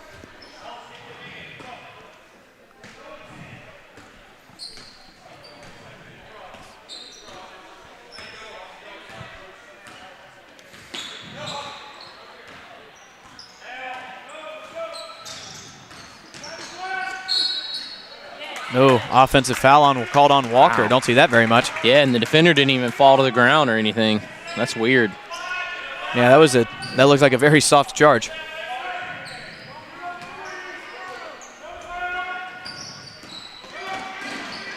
Last second heave on the way, well short. It's going to fall out of bounds, and that'll be the end of the first quarter. Yeah, I think he had a lot more time than he realized. Yeah, that ball didn't land out of bounds until the clock had already gone off. But Westfield with a solid first quarter leads 15-8 as we head to the second right here on the Middle Georgia Sports Network. Houston Healthcare is an award-winning, multifaceted healthcare provider with locations throughout Houston County, including 2 hospitals, 3 urgent care med stops, Women's Center, Heart Institute, surgery and rehabilitation services, and a variety of physician practices, serving the needs of residents and patients from all over Central and South Georgia, with over 2,000 healthcare professionals committed to providing the best possible healthcare for our community. Houston Healthcare, advanced medical care, closer to home. Houston. Welcome back here to the Hornets' Nest. Westfield with a good first quarter, leading 15-8. Take you through some scoring here. Walker Young, he has 2. J.B. Bearden with a 6-point first quarter. He's feeling it right now. Brody McDaniel hit a 3, and Jonathan Myers with 4. On the other side, Dylan Harbolt has 6, and he is the leading scorer for the Panthers.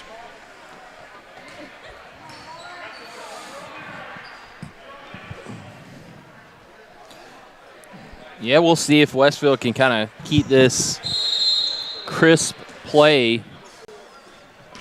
They don't seem as frantic as they did last night. Steal no good by Noah Blackman. And a good job taking it inside and scoring from Brooks Walker. That was an interesting finish at the rim. It was. A little reverse layup. Pass intercepted. Going back the other way. 2-on-1. That was almost an alley-oop attempt. Noah Blackman got on the way of it, but he's called for the foul.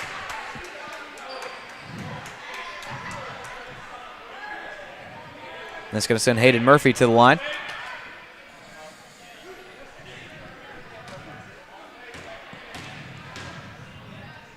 That really did look like an alley-oop attempt as his first bricks off the front of the rim. He was thrown so far away from the rim that brought Noah into the play a little bit. He was able to get his hand up, but he made contact. That one too long. Rebound down to Myers.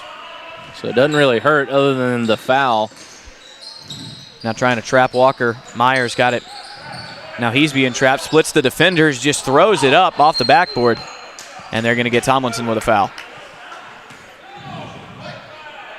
Trying to fight for the rebound. Got his hands in there.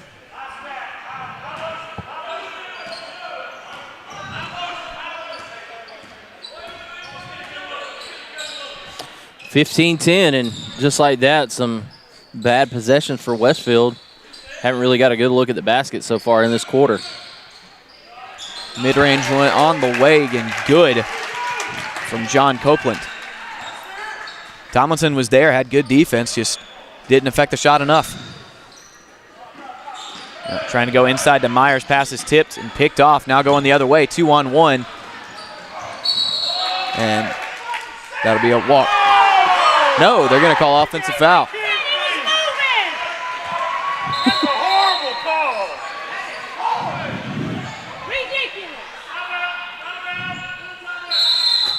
I'm going to get a timeout here called by the Panthers bench. We'll take a timeout with them, 15-12 with 7:08 left here in the second quarter.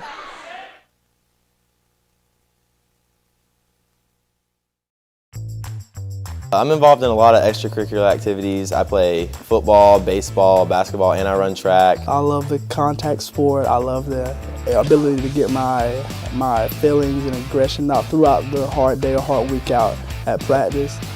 I was a part of the Westfield wrestling team when I was a freshman, and that's also the year when I played soccer. So it was been fun, and I'm going to play soccer again in my senior year, and hopefully I will probably be the captain of the soccer team. I enjoy just spending time with my teammates and getting to just rep the green and gold like everyone else has in the past. On Thursdays, we get to go out and with the football team, and we get our chaplain out there. And he does a great job, and I think on a Thursday that's great to do because it's a day before the game and you get to think about God and just choices in life, and that's kind of what the game of football is like. Welcome back. Westfield getting the ball here after the charge taken.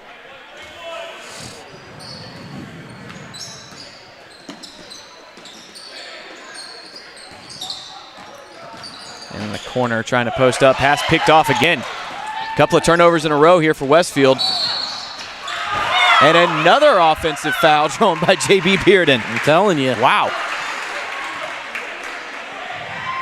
That one's going to go on Hayden Murphy. He is and by a my count, charge-drawing machine. that one's going to go on Hayden Murphy. By my count, his third. And they're going to sit him down in favor of Tyler. Last name, Tyler.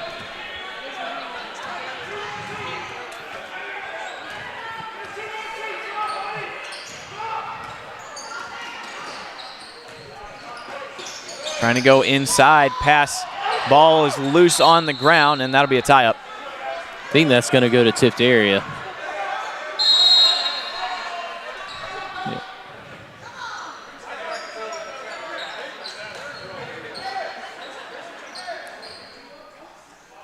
I have a 30-second timeout taken here by Westfield. This game's getting a little wild. Westfield's offense just a little bit out of control right now.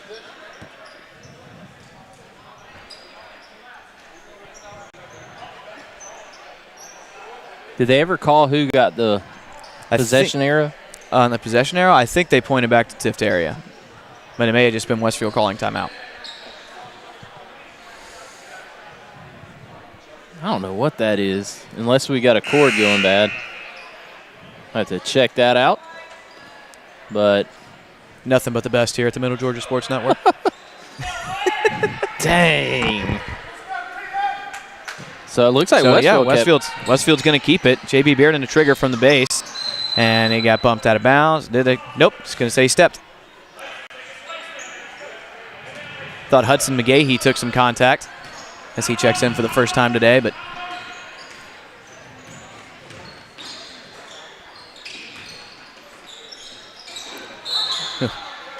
wow. Yep. I think they're going to attribute Austin Tomlinson to tripping him. Yep.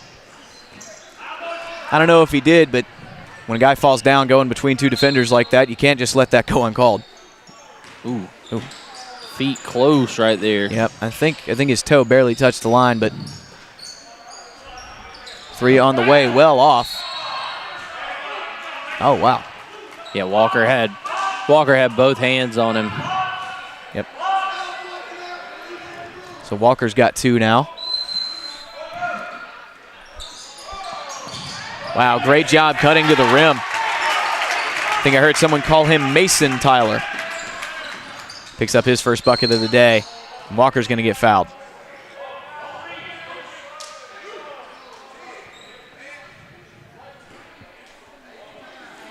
Colson Stewart picks up his first. A lot of fouls being called in this game. Yep, very similar to how it was in the girls' game.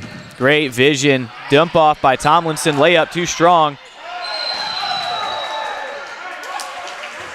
We had travel. I think Bearden and McGahee were fighting for the same ball, fighting for the ball at the same time, and I think that's a tie-up right there because the Tiftarea defender came in and pulled the ball away, causing the travel. I don't think that's a travel. I think it was just dual possession, which the ball would have gone to Tiftarea on the change of possession. Ooh, Tomlinson almost smacked the ball away.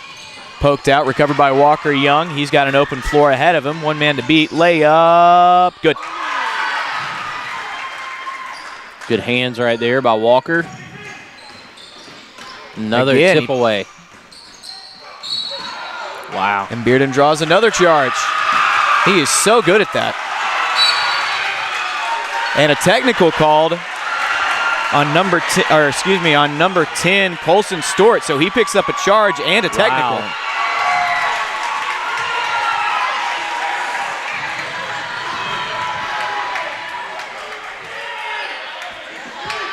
So that means probably JB is going to take the free throws. He'll get 2 and the ball. Yep, they're sending him to the line. I don't know what Colson said. He didn't do anything that looked violent. He must have said something. Said something. Yeah, he had to have said something. I don't know what he said. Magic words. Yeah. Of course, those words are different for every official as Bearden makes the front end of it.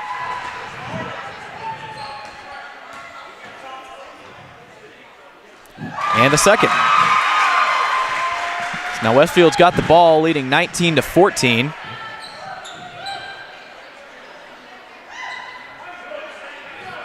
Now Colson Stewart has 3 fouls, one of them being a technical.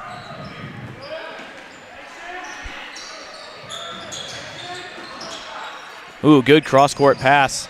Mid-range jumper, too strong.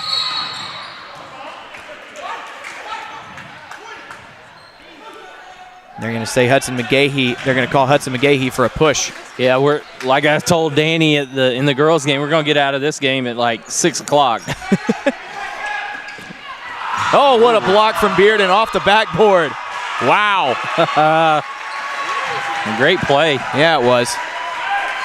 Bearden playing incredible defense right now. He's shown about 4 charges in this quarter and a swat there. They're going to bring Jonathan Myers back into the game.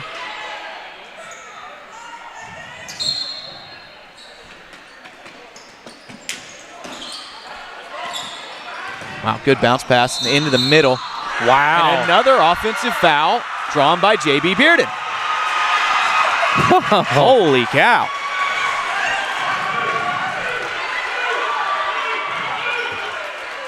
He's a machine, I'm telling you. That is 2 on Dylan Harbolt. J.B. Bearden's going to single-handedly foul out all of Tiftera's players. No, rebounded by Jonathan Myers on a bad pass, and tie-up stays with Westfield. J.B. Bearden to trigger.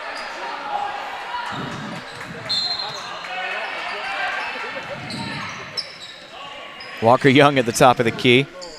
Gets it to JB. 3 on the way. Feeling it. Too strong. Got to take that one, though. Yeah, that was a heat check, I think. You got to take that. It's going on defense. Let's turn it to offense, see what we can do. Again, online, just too hard. Probably just too much adrenaline pumping through. Stolen away. Oh, they're going to say he stepped out. Yeah. Yep. Going to say he stepped out. It's going to go back to Westfield. Turnover forced by Jonathan Meyer. No, they're going to wave it off and call a foul. Now they're going to talk about it. And it's going to stay with Tiftarea. I don't know about that one. Yeah, it's always weird when an official comes in from that far away and overrules the official who's right on top of it, but doesn't matter, ball don't lie. Yep. JB comes away with a steal, playing inspired defense today. Now he's just going to dribble in, take it himself, and he got fouled on the way in. No shot. They're going to say he's on the floor. Well, they're in the bonus. Charge that to Mason Tyler.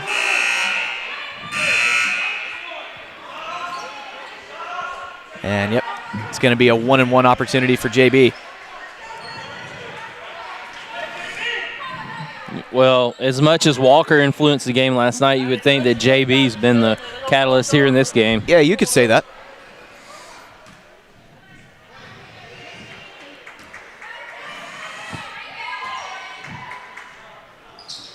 First one's good.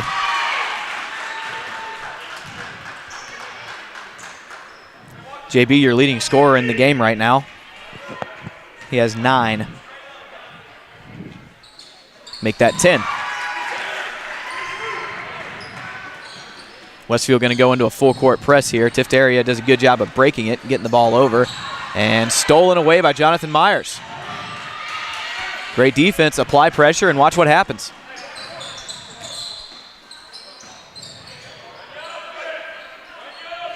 Really letting Walker Young come off the ball more in this game. He's used to having the ball in his hands, but seems like they're letting JB bring it up.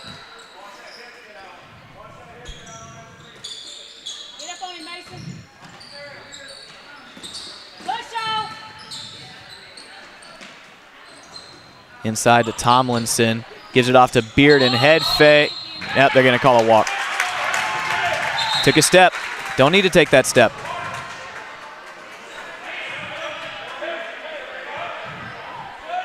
I think I heard Coach Fowler down there saying he got a little help with that from being pushed from behind, but still.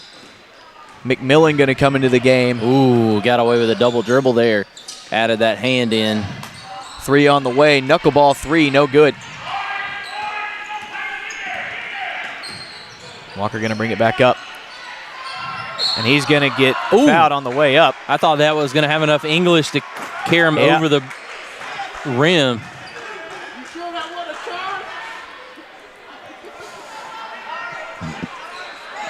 So 21-14 your score with 3:11 to go here in the second quarter.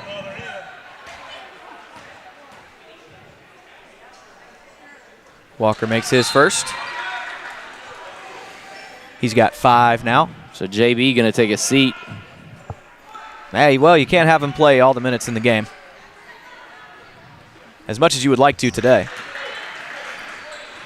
Walker goes 2 for 2. They've shot really well from the free throw line today. Oh, wow. That's a great play by Brooks Wallace, getting the and one. Went up over Jonathan Myers, drew the foul.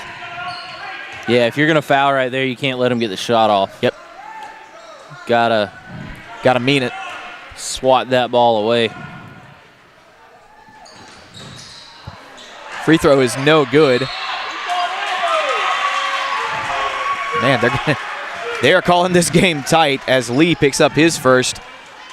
Playing a little too aggressive defense on Hudson McGahee on the rebound. Now McGahee's going to go the other way. Nope, this is a 2-shot foul. Right, there's going to be. Westfield's in the double bonus now. That means that Tiftera's had at least 20 fouls in this first, because they had double bonus in the first quarter, double bonus here in the second quarter.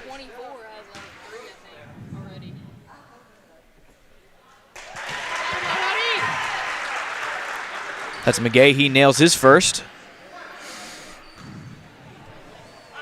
There's probably at least been 30 fouls in this game so far. Yeah. Got the friendly roll off the front of the rim.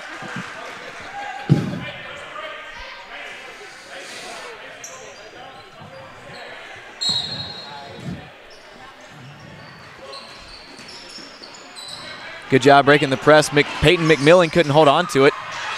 And Westfield gets the steal. Good job of using the pass to get it up the court quickly. Walker with an excellent dump off. Give off to Bearden. Could have taken a 3. Now back to Walker. Fakes the three, goes inside, gets the defender off his feet, throws it back out. Oh, passing it inside. Myers goes up, and he's fouled pretty hard. There are about 3 guys you could call that foul on. Let's see who they give it to. He was never going to get the ball to the goal. That was an ill-advised foul right there. Yep, they're going to call it on Peyton McMillan.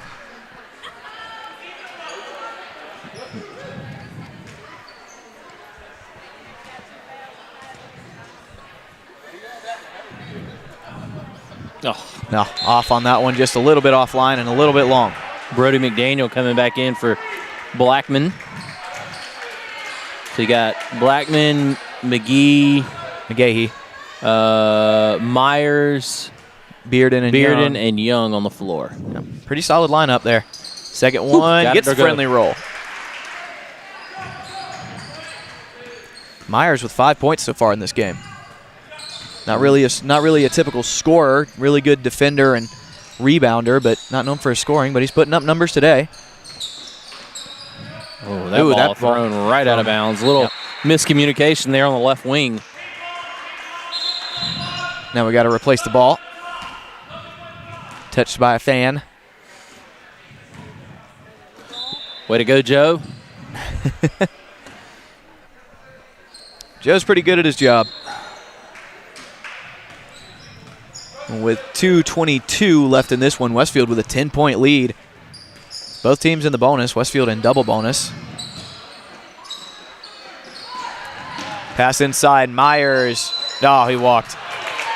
Man, he had a really open look, too. I don't know why he felt the need to do that. That's 2 or 3 shots at the rim by Westfield that were really easy, just called off by turnovers. Unforced errors. Walker had that one. He just let it go by him. Ooh. Good drive inside, tipped out of bounds and come back to Westfield. Wow. Active hands from the Westfield defense. Off the hands of Brooks Walker.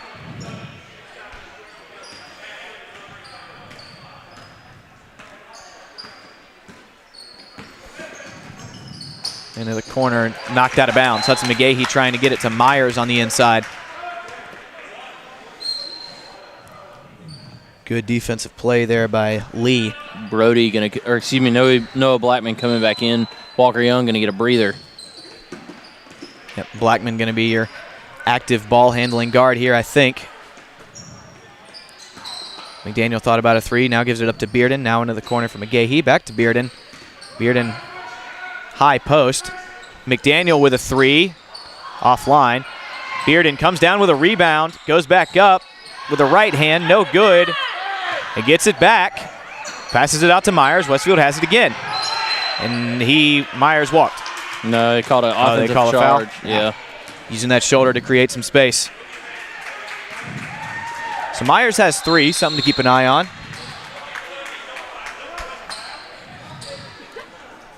I think he made contact, but I don't know if he dips down a little bit, he's going to draw contact. There's not a whole lot he can do. Right. Well, I think he put his shoulder into the chest of whoever the defender was, and see Gavin Vining getting ready to come into the game now. Floater on the way, too short. Going to go out of bounds, and Tiftarea will keep it. Gavin Vining going to come in for Jonathan Myers. So Westfield going small this last minute and 2 seconds. Oh, yeah, that's an offensive foul. Wow. This one drawn by Brody McDaniel. I'm going to go on number 10, Colson Stewart. And that is his 4th.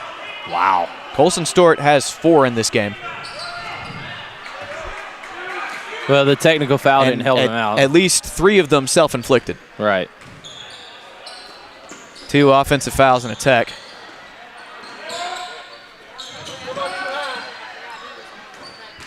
Inside, now out to the corner, mid-range, no good. I think we're going to get over the back on Gavin Vining.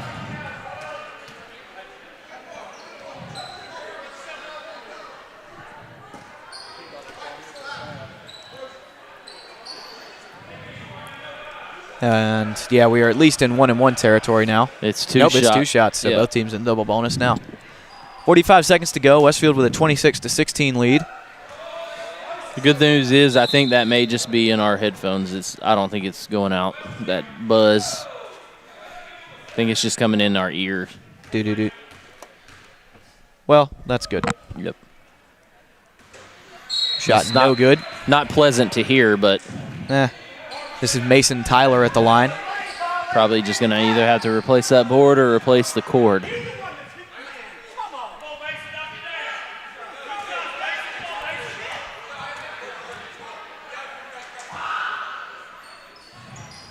Second one too long, and then we're going to get a lane violation called here.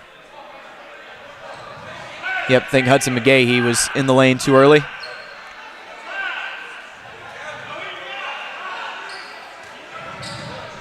So Mason Tyler will get a third shot here. Makes good on it.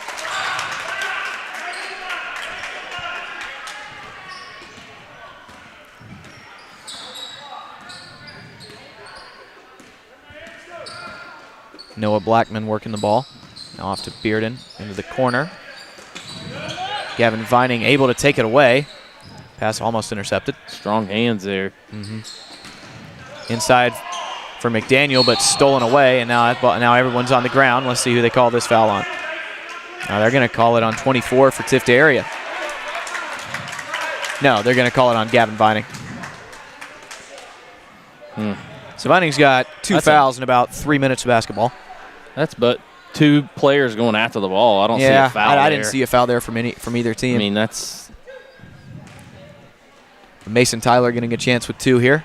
If they're both going after it and not gaining advantage, to me, keep the whistle in your... Yeah, swallow it for a second. Right, and figure out what happens after the fact. Second one too strong. Bearden comes down with it, and he's going to get fouled. Going to say they pushed him out of bounds. So Bearden is going to go to the line. That's going to be Brooks Walker's second. That'll send the best free throw shooter to the line for Westfield. And I tell you what, if the whistles keep blowing like this, Tiftarea is not going to have a team left. Right. Well, you remember the Stratford game for Westfield that happened. They had almost 5 players foul out earlier back in 2020. Sometimes that you get those officials that call it tight. Yep. You got to adjust as a player. It's kind of like we talked about in the first game, Coach Camp and I. It's kind of like adjusting to umpires. Yep. Strike zone and what gets called. JB Bearden misses both. Now going back the other way, a bit of an adventure on that rebound. 3 on the way, offline, tipped out of bounds by McGahee. It'll stay with Tiftarea.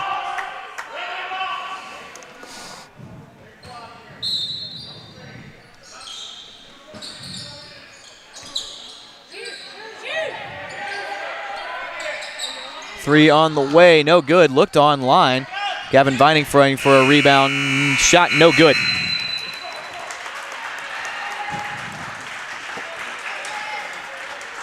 So with that, we'll take a timeout. We'll come back with a halftime show. Westfield is on top by 9, 26-17 here at the half. You're watching Hornet basketball on the Middle Georgia Sports Network. Healthcare is an award-winning, multifaceted healthcare provider with locations throughout Houston County, including 2 hospitals, 3 urgent care med stops, Women's Center, Heart Institute, surgery and rehabilitation services, and a variety of physician practices, serving the needs of residents and patients from all over Central and South Georgia. With over 2,000 healthcare professionals committed to providing the best possible healthcare for our community. Houston Healthcare, advanced medical care, closer to home.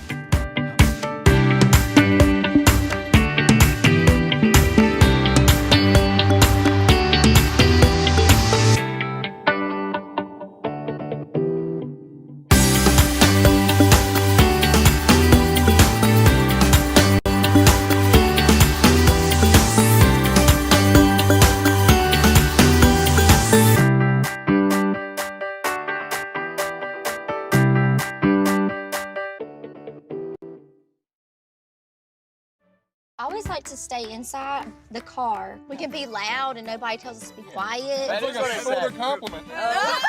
Nobody's judging you for what you order. You can get one of everything if you want. When you're in the truck, it's judgment free. There's no such thing as a pretty eater. You're a pretty messy eater. I'm more of like a neat eater. Flagler can eat in the car, so nobody can see that. Oh my God. How are you guys eating so slow? I'm almost done. No, you have a giant mouth. There's no...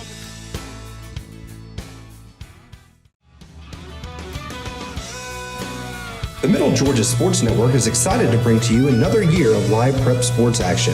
Whether it's on the gridiron, the diamond, or the hardwood, MGSN has you covered. For the past 7 years, we have been there for region championships, state championships, and everything in between. We look forward to another 7 years of coverage, as you can always count on the Middle Georgia Sports Network.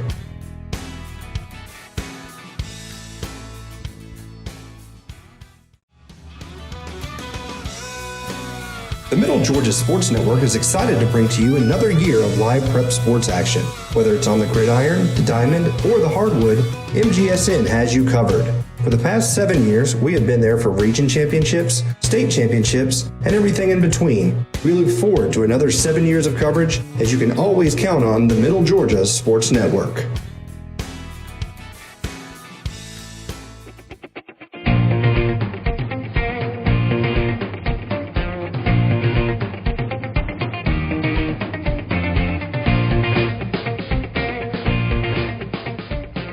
Westfield is a challenging environment. It's a Christian school, it's a Christian environment. And it provides students with great opportunities. Definitely all the teachers, they prepare you for college, they help you with some problems that they'll give you some real life experiences that will help you with college. Every teacher that I have in any of my classes is always telling us that they're here after school. They're always willing to answer any questions we might have. Westfield is a harder school, but it challenges you and it gets you ready for college. And I think Westfield gave me such a great Christian environment that I can actually have the freedom to express my faith. Westfield provides a lot of great opportunities for students to learn and for students to grow and for students to learn more about themselves.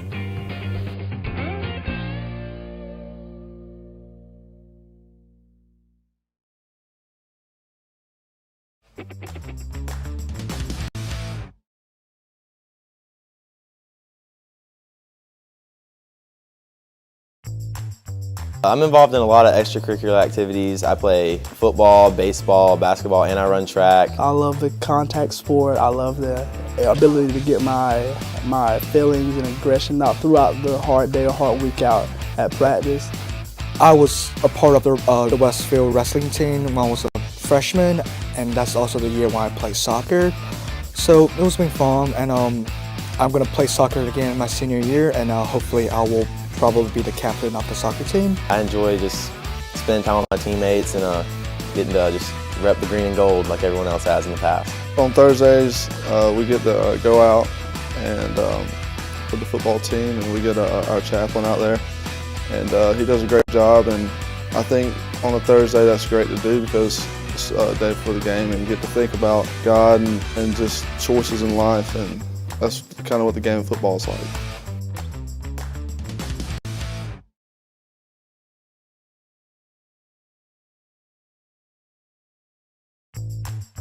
I'm involved.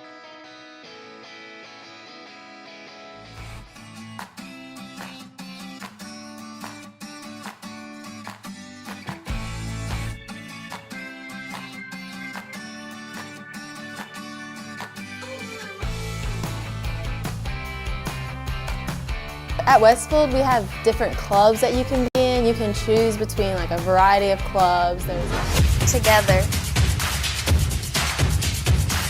Athletic. Friendships. Confidence. Challenging. Success. Rewarding.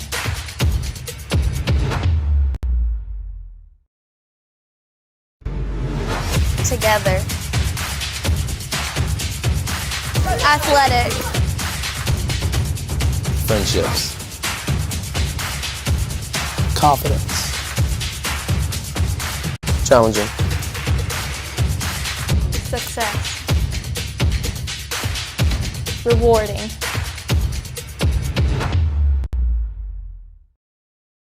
Houston Healthcare is an award-winning multifaceted healthcare provider with locations throughout Houston County, including 2 hospitals, 3 urgent care med stops, Women's Center, Heart Institute, surgery and rehabilitation services, and a variety of physician practices, serving the needs of residents and patients from all over Central and South Georgia, with over 2,000 healthcare professionals committed to providing the best possible healthcare for our community. Houston Healthcare, advanced medical care, closer to home. Houston Healthcare is an award-winning multifaceted healthcare provider with locations throughout Houston County, including 2 hospitals, 3 urgent care med stops, Women's Center, Heart Institute, surgery and rehabilitation services, and a variety of physician practices, serving the needs of residents and patients from all over Central and South Georgia, with over 2,000 healthcare professionals committed to providing the best possible healthcare for our community. Houston Healthcare, advanced medical care, closer to home.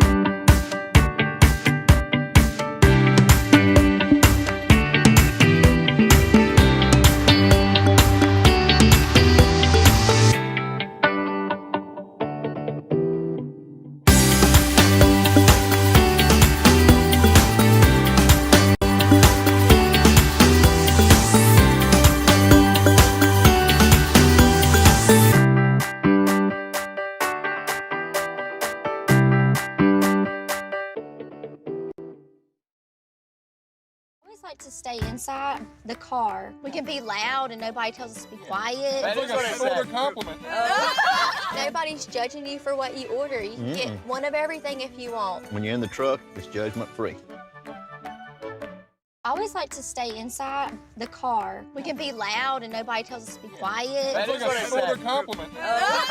Nobody's judging you for what you order. You can get one of everything if you want. When you're in the truck, it's judgment free. Welcome back here. 2 minutes before we get started with the second half of this game between your Westfield Hornets and the Tiftarea Panthers.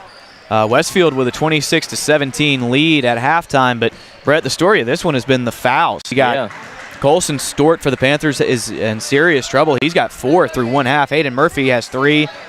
Peyton McMillan has 2. Brooks Walker has 2. Dylan Harbolt has 2. And John Copeland has 2. So we got the official tally at halftime. The scorers table, not me, the scorers table has 34 fouls total called in this game. Yeah, I mean, and we talked about it, how these officials called the game tight in the girls' game, and figured, hey, if this continues and the boys don't take heed of what's going on, you could see a lot more fouls in the boys' game, considering how they normally play, a lot more active, a lot more pressing going on and all that stuff. And that's kind of played out the way we thought it would be. And, it could come down to a free throw shooting contest if, if things hold true. But as you mentioned, I think Tiftarea probably has the worst end of it so far as the fouls go. For sure. Looking at the Westfield foul trouble, Walker Young has 2, Gavin Vining has 2, Austin Tomlinson has 2, Brody McDaniel has 2, and Jonathan Myers has 3. So that's your real trouble. That's your stuff to worry about right now if you're Westfield. So like you said, Tiftarea definitely getting the worst of it. And a lot of that, looking at that first half, you have to attribute it to J.B. Bearden's excellent defensive work. He drew probably 6 charges in that first half. And then you had Brody McDaniel. I know drew 1, and then you had a couple of screens that got called as well, illegal screens. So, I mean, you had a lot on. Yeah, a lot of offensive fouls being called on Tiftarea right now. Right, yeah. So, right now you think Westfield wants to come out. I believe Westfield's going to get the basketball to start the – well, no, Tiftarea will, I guess. Yeah, but I think it goes with possession arrow, doesn't it? It does. I had the possession arrow as Westfield, but must have had it messed up. Here we go, underway in the second half. Westfield trying to hold on to a 9-point lead.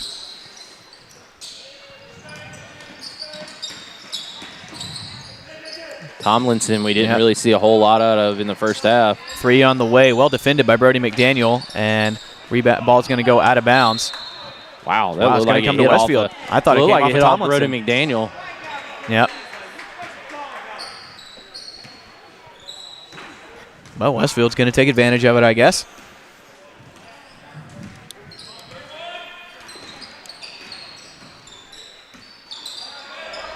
Noah Blackman almost overthrows, trying to hit it off of the defender, not going to get there, and going back the other way.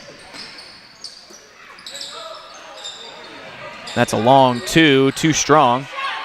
Followed his shot. Oh, he carried that ball. Yep. Ball rolled on the ground, and another long three, no good. Follows up his miss and floats it back in. And Lee picks up two, his first bucket of the day.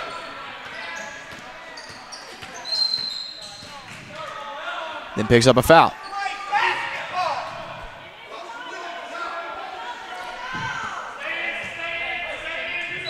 That's his second.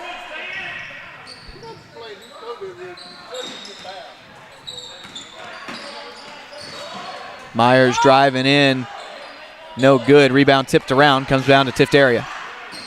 You know, Lee gonna take it up. Missing a point-blank shot there. Three on the way, good. He walked, took an extra hop. No call there. Hayden Murphy hits his first three of the day. McDaniel mid-range floater, no good. Comes down to Tiftarea, going back the other way. And that should be a walk, yep. And Murphy knew it, patted his chest there.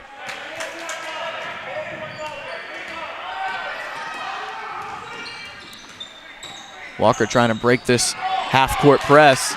Not going to do it. Turnover, one-on-one. Oh, thrown away. Good effort, but right pass to make, just didn't make it. J.B. Bearden drawing charges affected that play. He was trying to not charge into Bearden. Oh, not a good pass. Yep, pass intercepted. Murphy, foul going to occur on the floor. I think they're going to call it on McDaniel. Yep. Brady McDaniel picks up his third, and they're going to call a 30-second timeout here. Say, hey, everybody, let's calm down and stop Hayden McMurphy from killing us, because he's created 2 or 3 turnovers here in the first minute and a half. Right. I mean, it's been a good job of him taking advantage. He did have the one walk where he drove in, but hit a big three. And right now, Westfield's just kind of out of sorts, if you will. Mm-hmm. They led by 9 at half, and it's all the way down to a 4-point lead. And Tiftarea has the basketball. A good timeout right there, I think, by Coach Fowler, just to try to stop the momentum.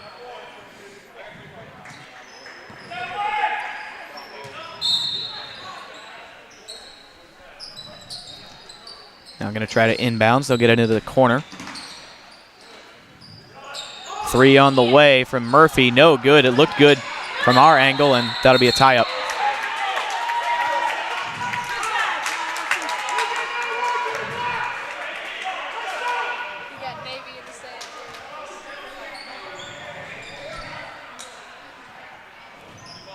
Yep, going to need a new ball now.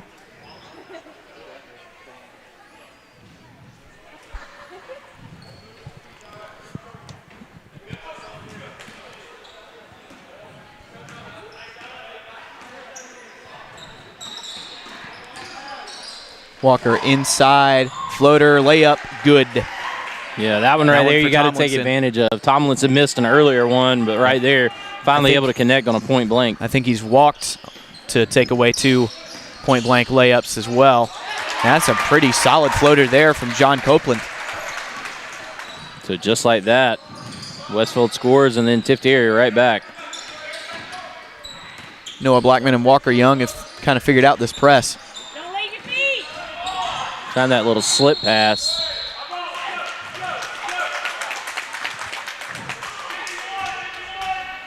What did he call? I don't know. On who? On a carry, maybe? There's maybe? nobody in the lane. I don't know. Some kind of violation, not a foul, but ooh, left him wide open. Offline, rebound comes down to Walker. That's a good shot. You're not mad at him taking that. Ahead to Myers. Oh, he missed the layup. And then he drew and then he fouled.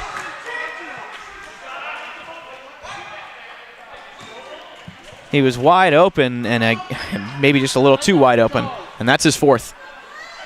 Yeah, I mean, I don't understand right there. He just got ahead of himself. Yep. Myers in serious trouble now. Got to be careful.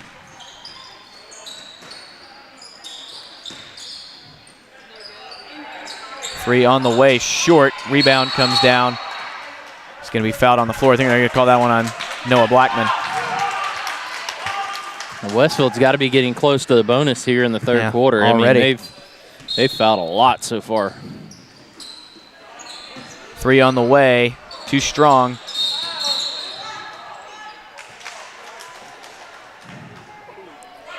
Man, Westfield's just... And that's Tomlinson's third. They're going to bring in McGahee. He only has 1, but Myers is going to have to take a seat, and Tomlinson's going to have to be careful, or Westfield's going to lose a lot of size.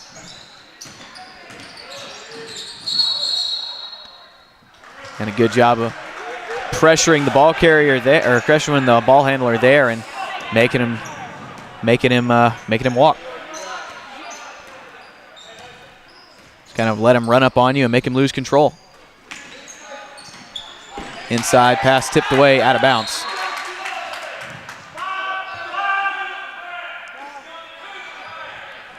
Need a new ball. Yep. Went into the student section there.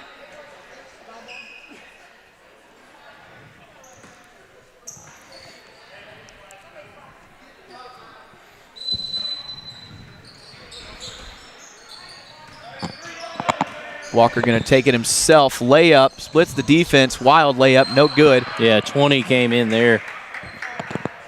Joe, just throw him Navy next time.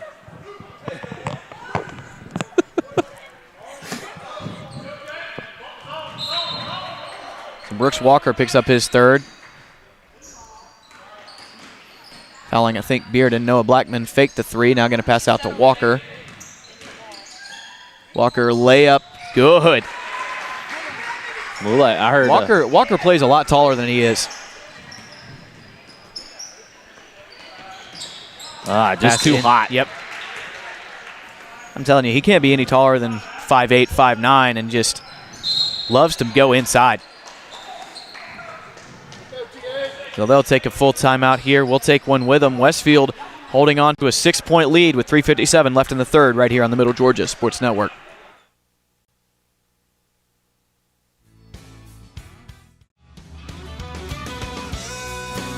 The Middle Georgia Sports Network is excited to bring to you another year of live prep sports action.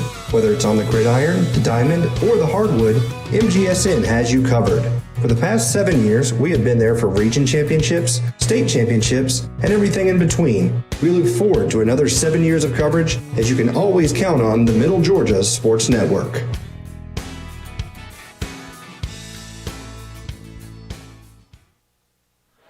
Welcome back to the Hornets' Nest and the tightest called game of basketball ever. Westfield leading 30-24. Both sides in some real foul trouble as we have half of the third quarter left. Jonathan Myers has 4 for Westfield. Brody McDaniel has 3. And Austin Tomlinson has 3 for the Hornets. Well, right now, I think Westfield's kind of weathered the storm. Yeah. And now it's all about trying to figure out how do you close out this game. You're up 6. You want to extend the lead a little bit, get into the fourth quarter, and see if you can't hold on. J.B. Bearden to inbound. Gets it to Blackman. Now they're going to pass it back and forth, trying to break this full court press. Walker going to take it himself. Floater good. What a good decision there, because if he takes it in any further, it's probably going to get blocked. Yep. Goes up immediately and finishes it off. Now back to an 8-point lead for the Hornets. You can definitely tell the Hornets, their offense does a much better job, and there's a foul. Looks like it's going to be on the Hornets. McGahee, it's his second.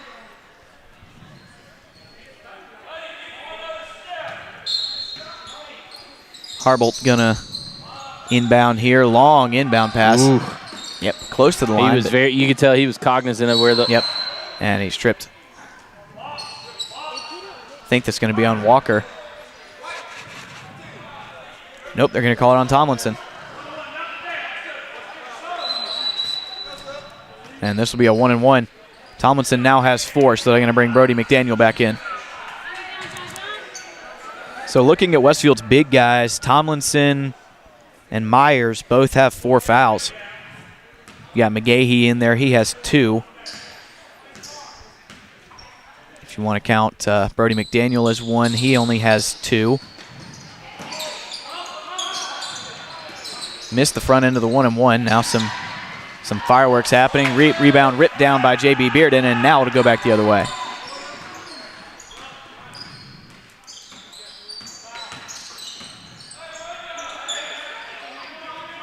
Three on the way, good. That was so pure. Yep.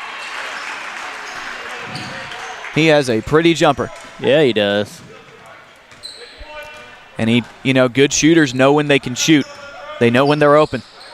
Yeah, he didn't take that too hastily either. He tried to set the defense up as much as possible. Trying to that answer, was a and he does. John Copeland with a high arcing 3 answers and gets a 3 of his own. Walker looking for help, trying to break this trap. Going to be knocked out of bounds. It'll go back to Tiftarea.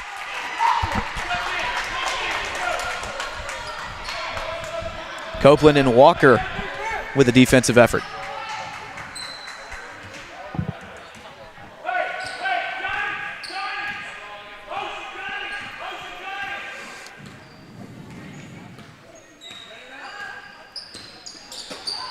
Picked off by Bearden. Got a 2-on-1.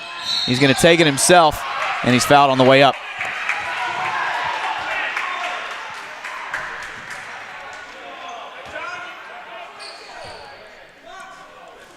Going to be a blocking foul on Lee. It is his 3rd.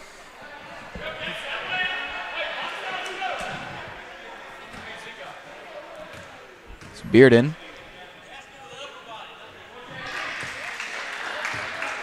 Makes his 1st.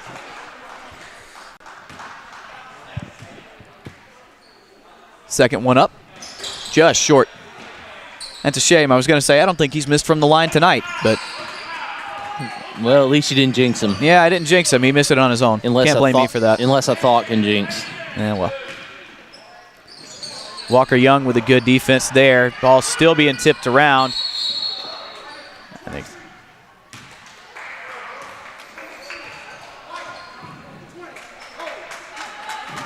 I mean, he's going after the They're ball. going to call Hudson McGahee for holding. That's his 3rd. Wow. I don't get that. That's, again, a loose ball. Nobody had it. They're going to say that. That's just a 50-50 ball right there. They're going to say McGahee held on to somebody. Looks like they're going to say he held on to Brooks Walker. Now Jonathan Myers going to come in. He has to play careful. He's got 4.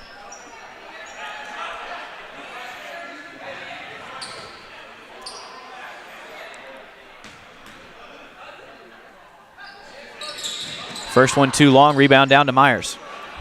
Oh, and threw it right to the defender. And for an open look, 3 on the way, good. Great shot from Hayden Murphy, his second 3 of the quarter.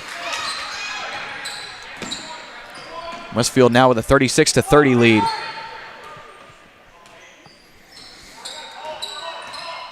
McDaniel trying to set a screen. 3 in the corner for Bearden, short.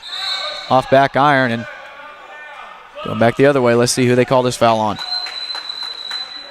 Saying somebody pushed. They're saying it hit the top of the rim. Oh, okay. It hit the top of the goal. I'm going to bring out Lee and bring Colson Stewart back in. He has 4 fouls. Let's keep an eye on that. 3 on the way, and they're going to call a foul. He'll have 3. See, they call this on. Yep, got to give the shooter space to land, especially on a 3-point shot like that.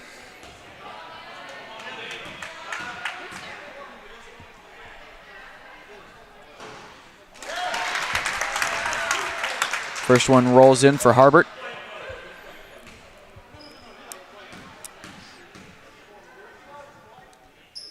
Second one on the way. Gets a friendly roll.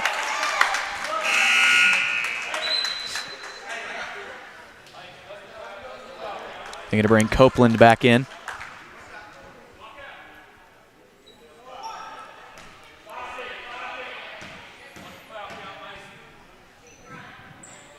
Third one on the way, gets a friendly roll again. So Harbert goes 3 for 3 from the line. All of a sudden, it's a 3-point lead.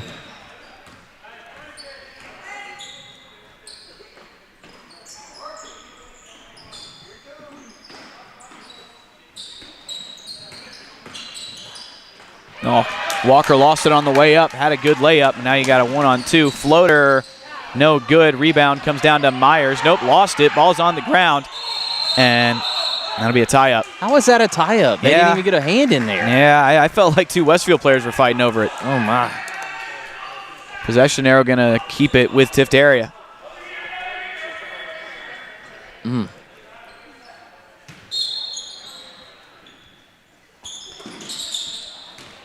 Colson with it.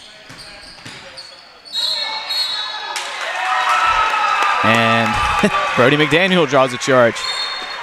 This one on crossing. Oh, did they text someone else up? Yep.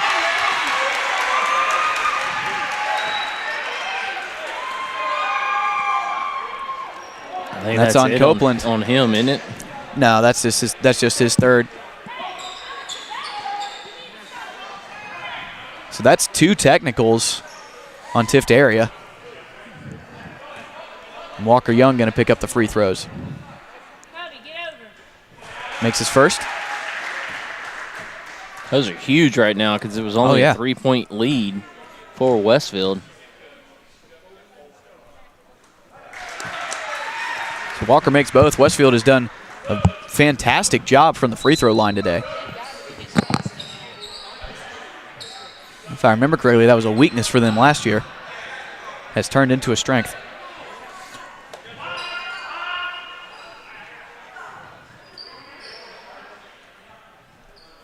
Just got to play a little bit more under control and try to be more deliberate with their possessions. Get the best shot that they can. Is that 38 or 39? It's 39. I don't know how I was off on the score.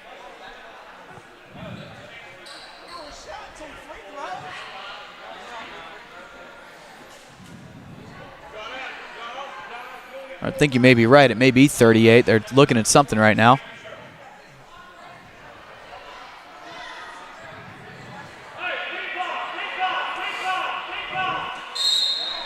Nope, they're going to leave it at 39. Maybe they missed one earlier in the game or something. Oh, good hands. I'll go back the other way. 40 seconds left now.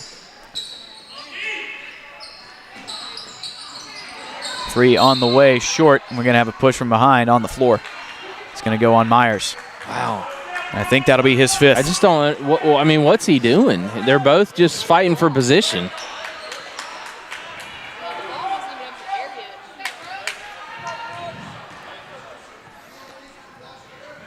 Got to adjust. I just don't, I mean, well, how do you adjust is my question. I don't disagree. You got to make the adjustment, but I mean, I don't know what he could have done other than. I didn't see what the foul was.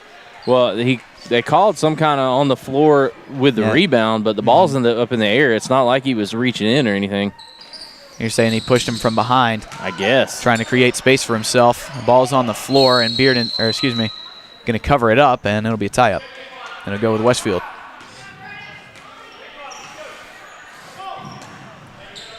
.33.5 left here in the third quarter.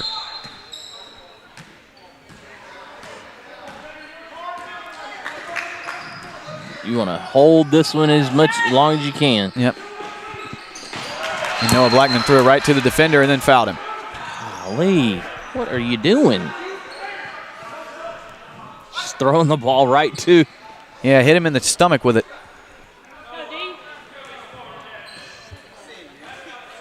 They're just trying to be too quick with it. Just make sure you've got the pass before you don't have to skip past it and let it just barely touch your hands. See who you're throwing it to.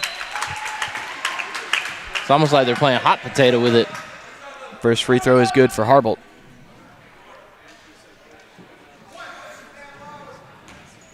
His 4th made free throw of the quarter. Second one is too long. We got a lane violation. Yeah, he left his spot. Yep. We'll come back to Westfield.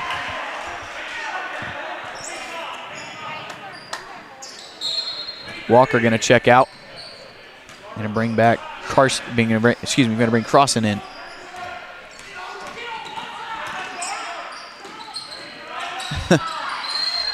JB with the and one. Wow. That pass wasn't even supposed to go to him. He leaned into that too. Yep. He went.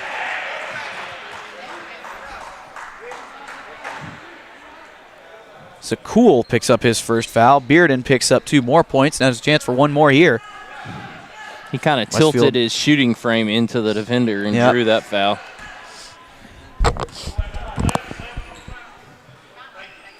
Oh, left it well short.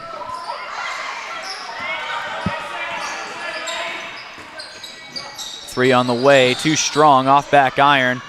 Bell tapped around, second shot up, way off of everything. Walker with a full court heave, not going to get close, wouldn't have mattered anyway, he didn't get it off.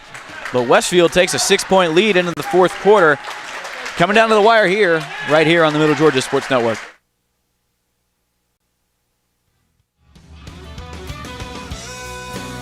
The Middle Georgia Sports Network is excited to bring to you another year of live prep sports action. Whether it's on the gridiron, the diamond, or the hardwood, MGSN has you covered. For the past 7 years, we have been there for region championships, state championships, and everything in between. We look forward to another 7 years of coverage, as you can always count on the Middle Georgia Sports Network.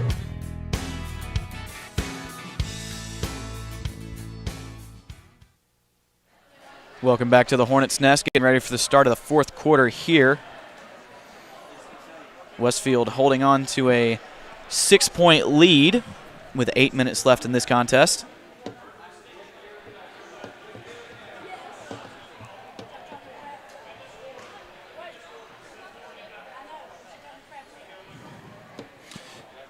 Yeah, right now Westfield's got to figure out how they hold on to the basketball. They keep turning it over, which has led to the lead shrank down to 3 at one point. Yep. And Westfield was able to hit some shots to get it to extend back out, but right now they're helping Tiftarea out.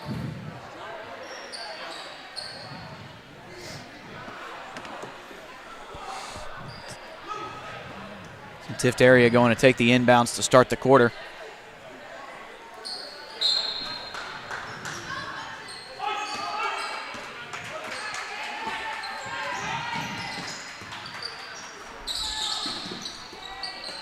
Three on the way, good. Harbolt has a good-looking jumper.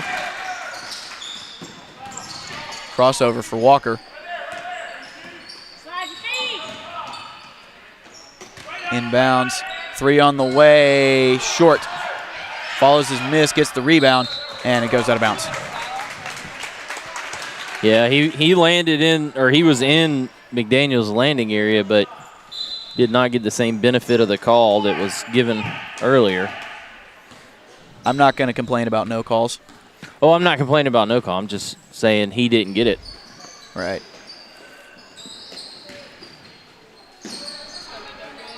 Three on the way, airballed. We're going to get a foul. I think that's on JB. No, he said he stepped on the line, I think. Okay. Westfield with a 3-point lead. This feels like the time Walker Young would step up and make a big shot. Trapping him in the corner, and they get the turnover. Somebody's got to come over and help.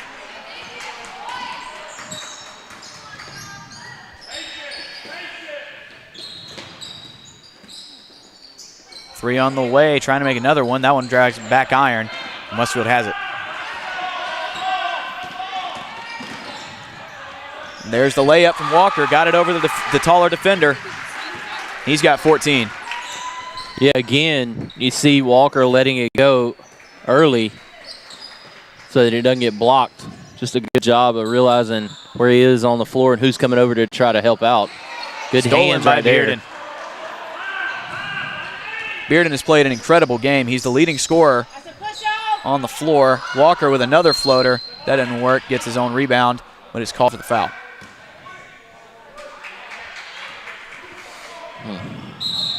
Or no, did they say? They called a foul, I think. They called it on McGahee? I'm not sure. I think they said McGahee pushed off.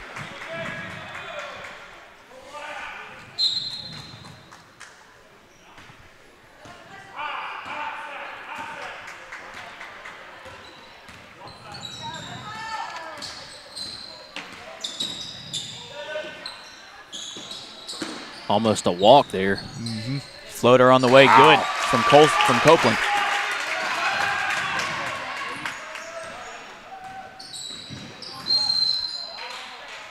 And a hand check. Westfield gets the benefit of.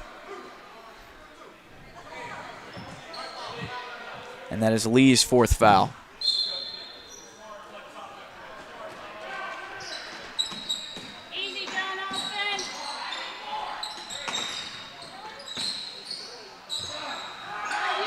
JB needs some help. Now going to dribble in. They're going to call him this for the double dribble. I don't know how that was double dribble. The ball looked like he got knocked out of his hand.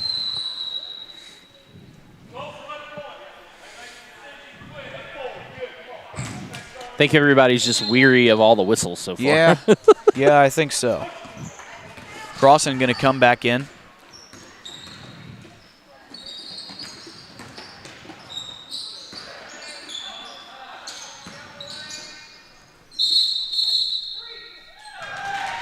That is an offense 3-second violation. Looks like Copeland was in the lane for too long.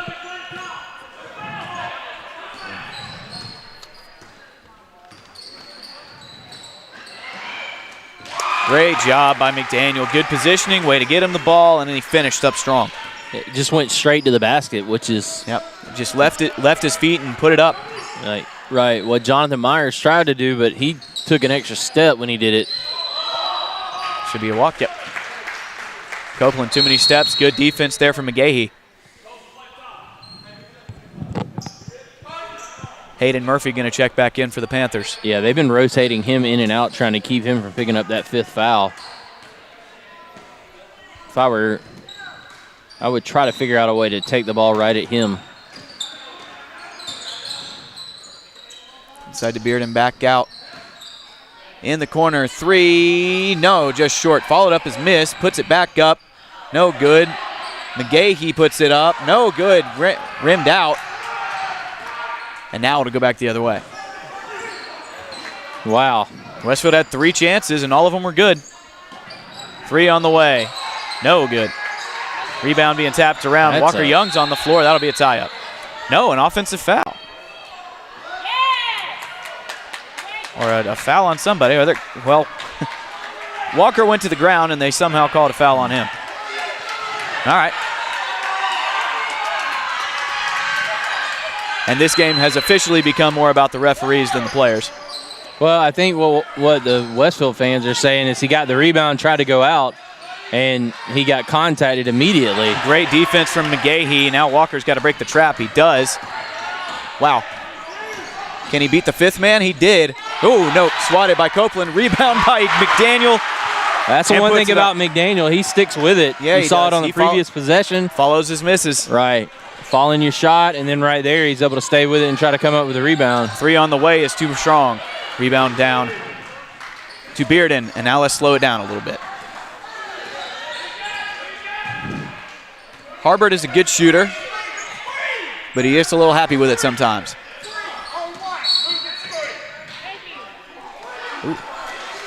Let the fans call that foul. Yeah. Noah Blackman picks up his 4th. I didn't think he was moving, but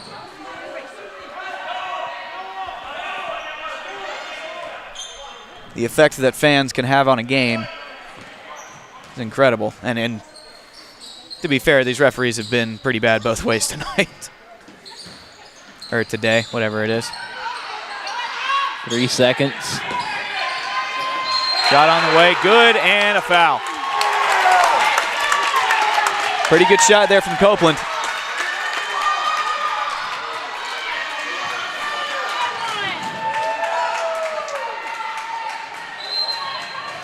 And that's McDaniel's 4th. We'll take out Noah Blackman, bring back Austin Tomlinson. Chance with a 4-point play here to cut it to a 3-point game. And missed the free throw. Ball is tipped back up. Copeland puts it up. No good. Rebound down to Bearden. That's his 5. That's 5 on him. 25, Hayden Murphy. By my count, it's his 4th. Oh, I thought he had 4 already. Yeah, but he is now one of, I think, 3 Panthers with 4 fouls. So just start driving it, people. See what you can do. Tipped away. Layup good. John Copeland. And that ball got away. 3 on the way. And Tiftarea takes the lead. That was rough. Harbert buried another 3. So a 4-point play, a turnover that led to a easy layup, and then another given up, and then another 3. That's not a recipe for success. We'll stay here. 3:03 left. 1-point lead. I believe this is the first time Tiftarea has led today. Yeah, since if I'm not early mistaken. on. Yep. Yeah, it's right there. That's just you throwing the ball away. Yeah, that's Bearden wasn't looking for it, and why would he be? Walker's been taking it all game. I don't know what offense was called, but typically you throw that to your point guard. And then Bearden not paying attention. Well, it all kind of started with the 4-point play. You're up. Yep. What, 6? I think it was. And then when they've gone on a 7-0 run here. You give up the three-pointer. He misses run. The free throw. They get the rebound. Yep. And then they turn it over. Then they score. Then they get the rebound, or then they throw it in and to nobody. The steal and then the three-pointer. It's been a crazy, crazy game. 3:03 to go.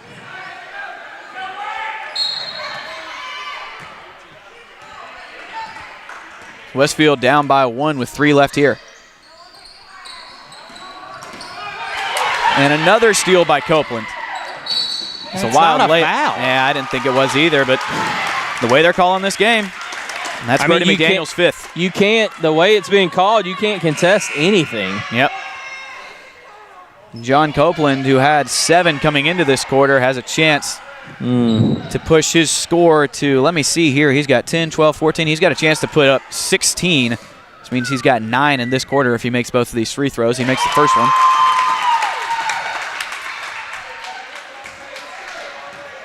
John Copeland is hot as can be right now. Makes the second.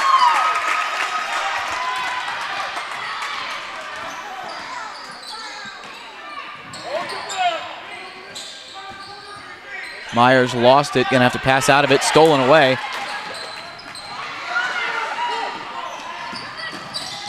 Copeland, and he stepped on the line.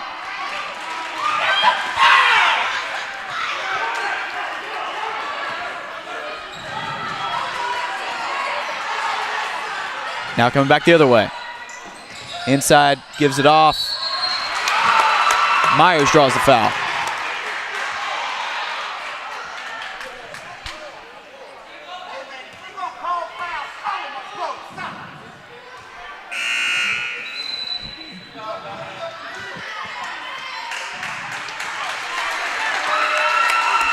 That'll be Copeland's 5th.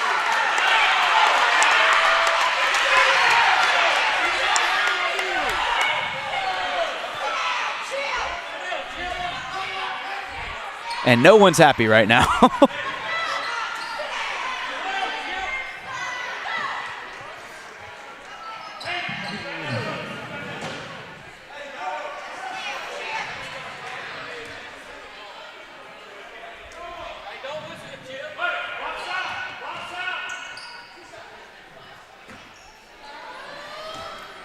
Myers with 2 here.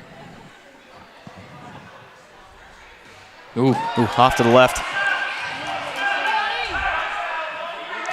Way off right there. Yeah.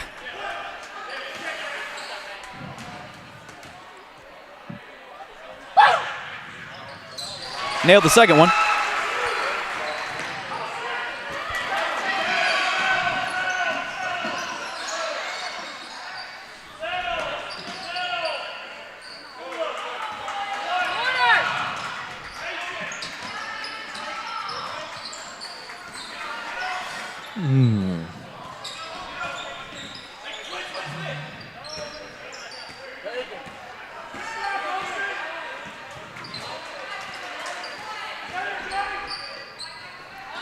Cross-court pass into the wing. They're going to say he stepped on the line. Lee with the turnover.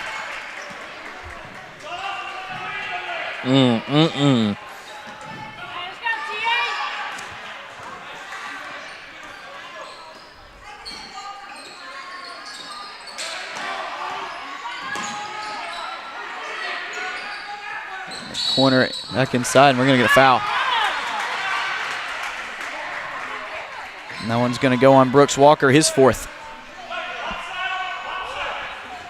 Westfield not yet in the bonus. And that's going to be a backcourt if nothing else. Oh, no, yeah, you can throw it into the backcourt.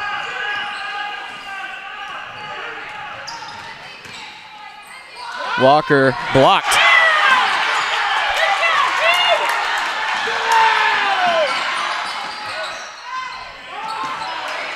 That's ill-advised by them. Yeah. Should have ran some more clock. Yep.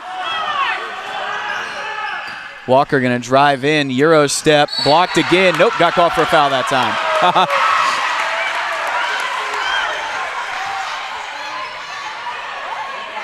And that's Colson Stort's 5th by my count.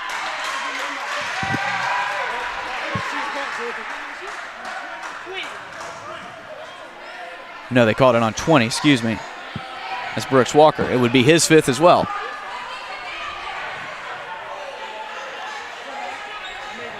Yep.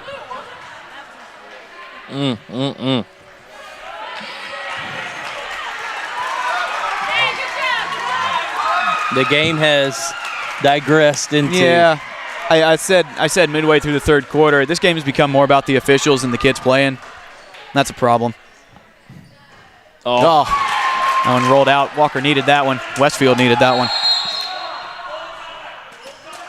We'll have a timeout called here. We'll come back in a few right here on the Middle Georgia Sports Network.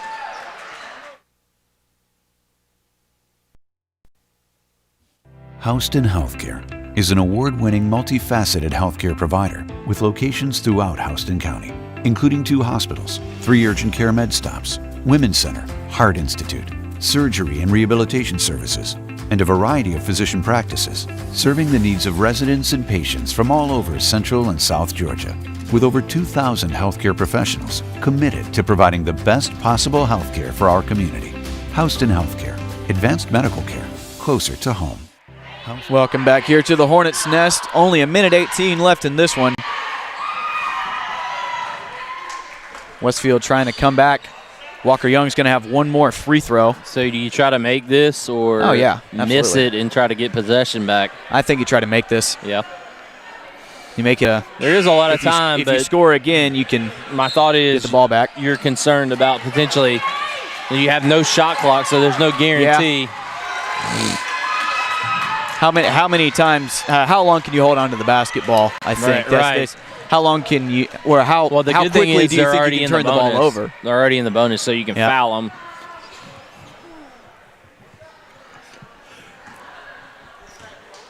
So Walker's got one more. Made the second one. Westfield going full court press here. Now got a 2-on-1 on the other side. Good defense, but it's not enough. Big shot there. Walker Young puts it up and in. So now with a minute left, Westfield trails by 1. Got to get back and play defense now. Oh, if Tomlinson stays.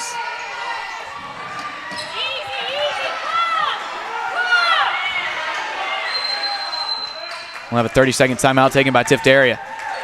45 seconds. We'll stay here. I think right now you just need to play solid defense. Don't give up any stupid fouls. You know, if you go in and you're playing good defense and they still call you for a foul, then whatever. They've done it all game. Right. Yeah, I mean, at a certain point you'll have to foul to try to get the ball back. Right. But what you're looking for here is a steal. Mm-hmm. And try to play good, solid defense for probably 20 seconds or so, and then you're probably into the foul situation. Because as we've seen, the free throws aren't really guaranteed from either team so far in this contest. So Westfield has shot them very well. But Walker missed the front end of that 2-shot foul. That is the difference in the game right now. Walker currently has 17 points. Him and JB have. Yeah, JB has 16. Walker has 17. Thus, your 2 best offensive players have been your best offense today. So I'd let one of them take the shot whenever you can. Trying to trap, almost stolen away. It went off of him, yeah. Went off of Copeland.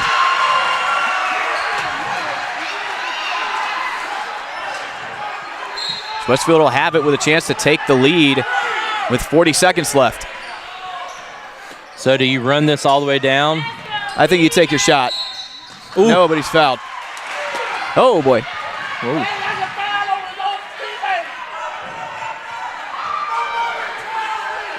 Jonathan Myers getting a little too fancy after the clock, almost took out Walker.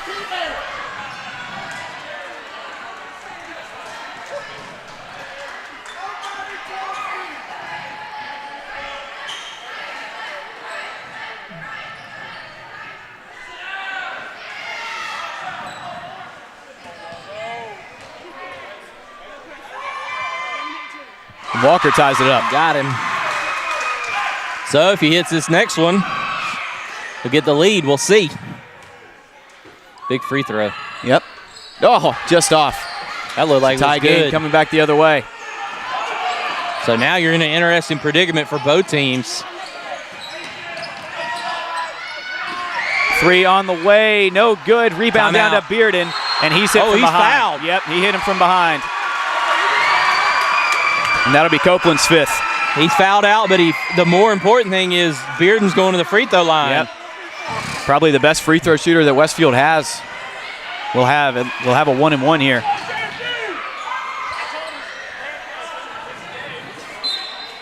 Wow, what a turn of events. That'll bring in Cool and sit Copeland down for the rest of this one. Overtime, a very real possibility. This is a 1-and-1. Yep. Wow.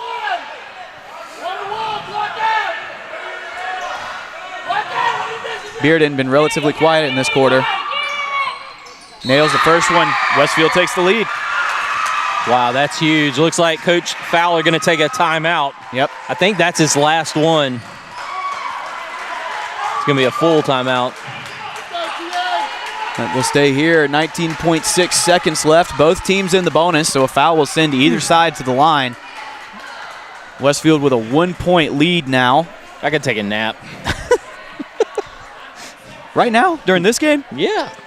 Tired, Wait till man. you get home. Wait till you get home. Tired. But the one cool thing about this is Westfield's kind of taking the blows here, and they've somehow found a way to fight back ahead, which weathered the storm. Basketball's a game of runs. You're going to go the other team's going to go on an 8-0, a 10-2 run at some point. You just have to weather that storm. Westfield lost the lead but has gotten it back. Well, if JB can connect on this next free throw, that's a 2-point lead, and at that point, right, the thing that scares you don't is dare foul. Obviously, you don't want to foul, but Tiftarea is such a good three-point shooting team. Yep.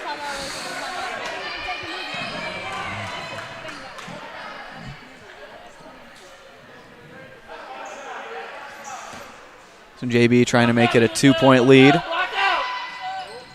And he does. Silky smooth. I think he's only missed one today. He's taken about 10. I think he's 9 of 10. So last possession, unless we have. Yep. Just let him go. Wow, yep, what a play. Now coming back the other way, got. And Walker's on the ground. This should be a travel. Yep. Well, you got to call something. Wow. All the trips you've called. All the calls you've made today, and you called and you let that one go, man. All the trips you've called in this game, and that one doesn't get called. Goodness gracious. I mean, listen, normally I'd be okay with letting that one go, but as tight as this one has been today. Well, it would be one thing if they hadn't called that, but they've been calling that all game. Yeah. Normally, I think he's right. I think he just lost it himself, but I mean, goodness. Yeah, nothing makes fans of a team, fans or coaches or players more mad than inconsistency. If you're bad, but you're consistently bad in the same way, that's a different story. No, you're still mad, but you're both just equally mad. Yeah, you're equally mad. At that point, that was just weird. Well, The 1.2 with seconds contact, left, he's it's going to like have to take a pretty quick it's free like here. somebody said earlier. You gotta call something. Right. It's either offensive or it's blocking. Stolen by Bearden. Half-court three. No good. Oh! And they're saying he got hit on the way, but no foul called, so. Yeah, they're saying I thought his arm got hit on the way going by. Ugh. Wow. This is one of the uglier games I've ever called. I'll say that. And by no fault of the players, both teams have played incredibly well. They've made big shots when they have to. It's just, man. This game started. When did this game start? Again, around all the 2:30? foul calls made and no fouls on the last two possessions. Yeah, yeah.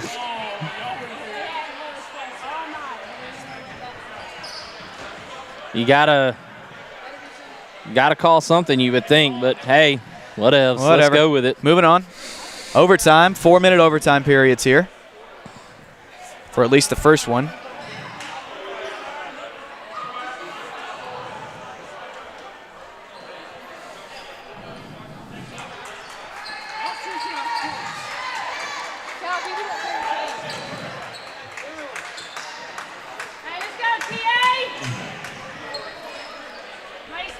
Are they even playing overtime?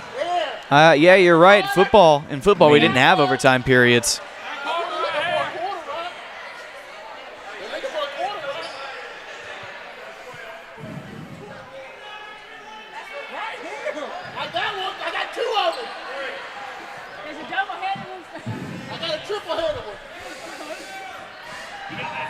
I think they're flipping to see who's going to get the possession first. Right.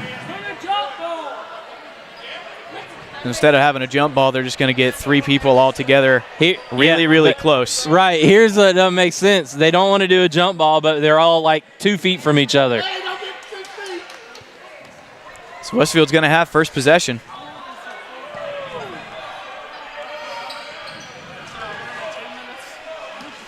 I hope Tiftarea called heads because I think it came up tails.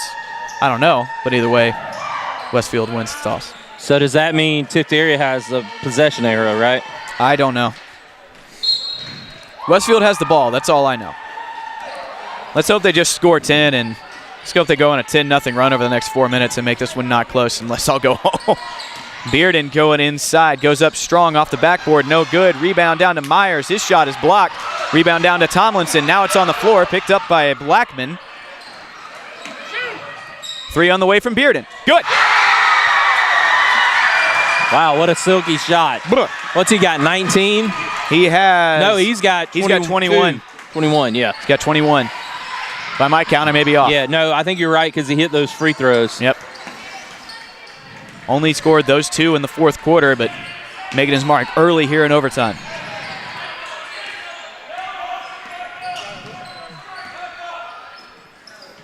That's big, though. 3 points in a 4-minute overtime. Yes. Trying to answer, and he does. Wow. Harbert answers. Wow, he's been clutch in the fourth quarter and start of overtime. Yes, he has. He has 21. Both Matching of those Bearden. two, yeah.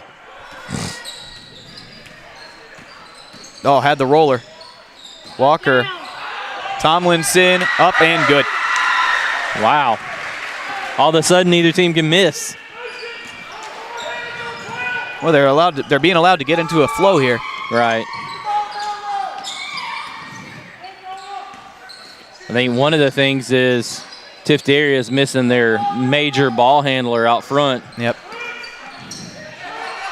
Again, John Copeland is fouled out. 3 on the way. Good. Good shot right there. Yeah, it was. That was a good job setting it up, too. Right. He's been out on the wing because he hadn't wanted to drive inside because he's in foul trouble. Yep. Hayden Murphy has 4. He's had 4 for a long time. Walker Young trying to drive inside. Gives it off. Bearden for 3. Way short. Worst he's looked today. Trying to answer 3. Wow. Harbert trying to put this one out of reach.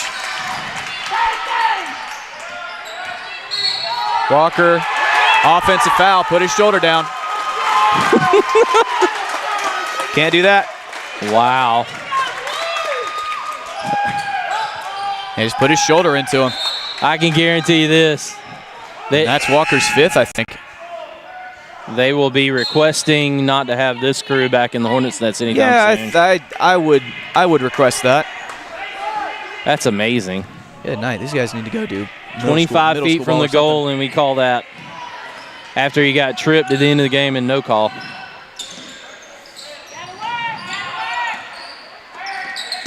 It's like one thing that I've always had a complaint with basketball. They'll call something 30 feet away from the goal, but people go flying like bowling pins inside, and you don't get any call. That one went off of Bearden's foot, and they didn't call it.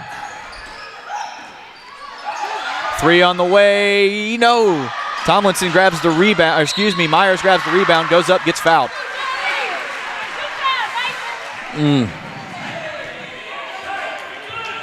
Mason Tyler, his second foul. And Westfield needs these. Right, you got to try to keep it close.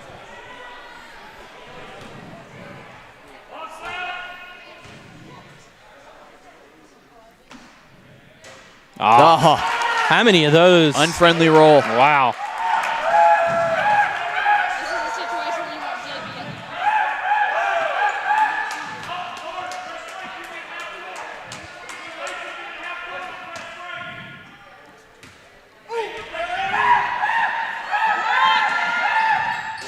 That one's short. So Myers goes 0 for 2. Now you have Tomlinson guarding a ball handler, and he tips the pass. That was fancy for no real reason, but it was. Looked good. Now they're holding the ball. About to have to go foul. Charging foul, yep. Is that JB? Yep. Yep. Who else? That's Harbert's third.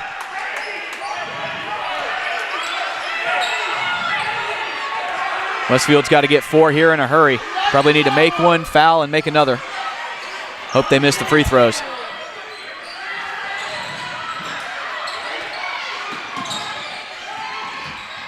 Blackman's layup is missed. Bearden grabs the rebound. Now it's on the floor.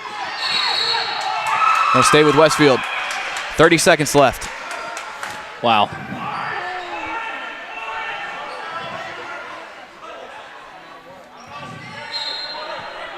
.8 to be exact. Tomlinson driving in, layup, good. Westfield going to call a timeout after the make. Yep. We'll stay here, but 2-point game with 21.5 left. Do you foul or do you go for the turnover? Well, you got to go for a steal to start with, then you may have to foul after that quickly. Yep. You can't let them go too long because you won't be able to. You won't have enough time to run any type of offense after the fact.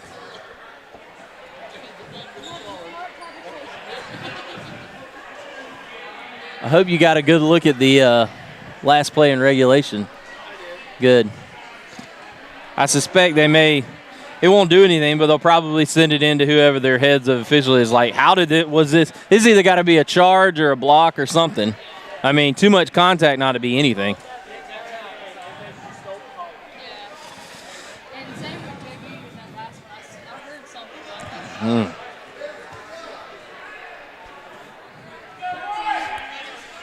Well, hopefully this will be decided either way in these last 21 seconds. Yeah. Whether it's a Westfield victory, I don't think anybody wants to go to double overtime. Nah, well. I mean, Westfield probably the losing team will probably wish they had a second overtime. Westfield will probably at this point they would say, all right, sign me up for that. But yeah. But yeah, I think you're right, Brand. I think you got to be looking for a quick steal. If not, you got to go foul. Yep.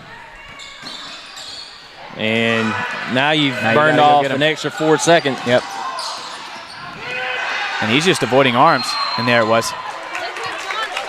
Yeah, JB was the only one who could get a hand on him. Great ball handling from. Well, if he makes 2, It's going to be difficult, but if he makes just one, you still obviously got a chance. Yep. This is a 1-and-1, so if he misses, going to bring Vining out. Right. I mean, if he misses the front end, then you're looking at a chance to tie or take the lead. Yep. Westfield can secure the rebound. Do you call a timeout? I don't know how many Westfield has. Misses. Oh, friendly roll. Wow.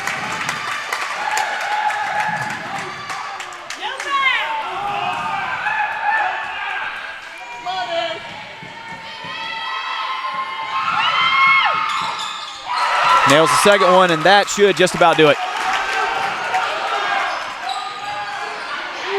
How do you leave him wide open? Bearden's going to intentionally foul again. I don't know if it's going to do any good. That should just about do it.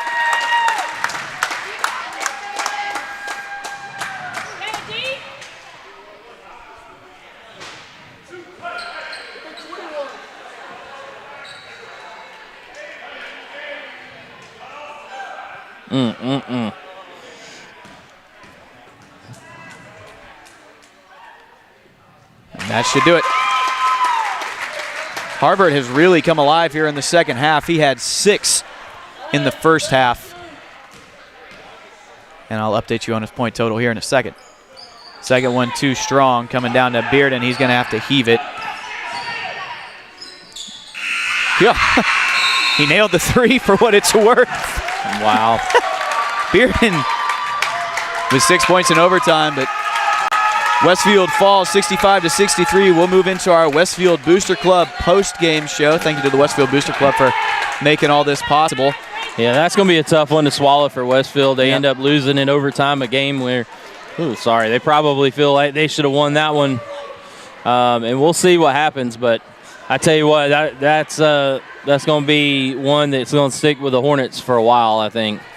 Yeah, and I think Harbert is the story of the game. Had 27 points. Your leading scorer for Westfield, and I think you have to give the Sonic player of the game as well because he played incredible defense. Let me tile it up here. J.B. Bearden ended up with 16, 18, 21, 24 points by my count. So whale of a game from him. So Harbert and Bearden going back and forth ended up being the difference in the game. Right. So what we'll do is we'll sign off here from the Hornets Nest. We will see you either Tuesday or Friday this week. I'm not sure. I got to check with Coach Champion, see when the games are and all that good stuff. But look out on social media and also our website, midgasports.net. So thank you for tuning in. Brant, thanks for coming for the boys' game. I know your back wasn't healthy this morning. Appreciate Danny Camp filling in during the girls' game and Mandy Langston helping out on the camera. I've been Brett Taylor saying so long here from the Hornets Nest. You've been watching Westfield basketball on the Middle Georgia Sports Network.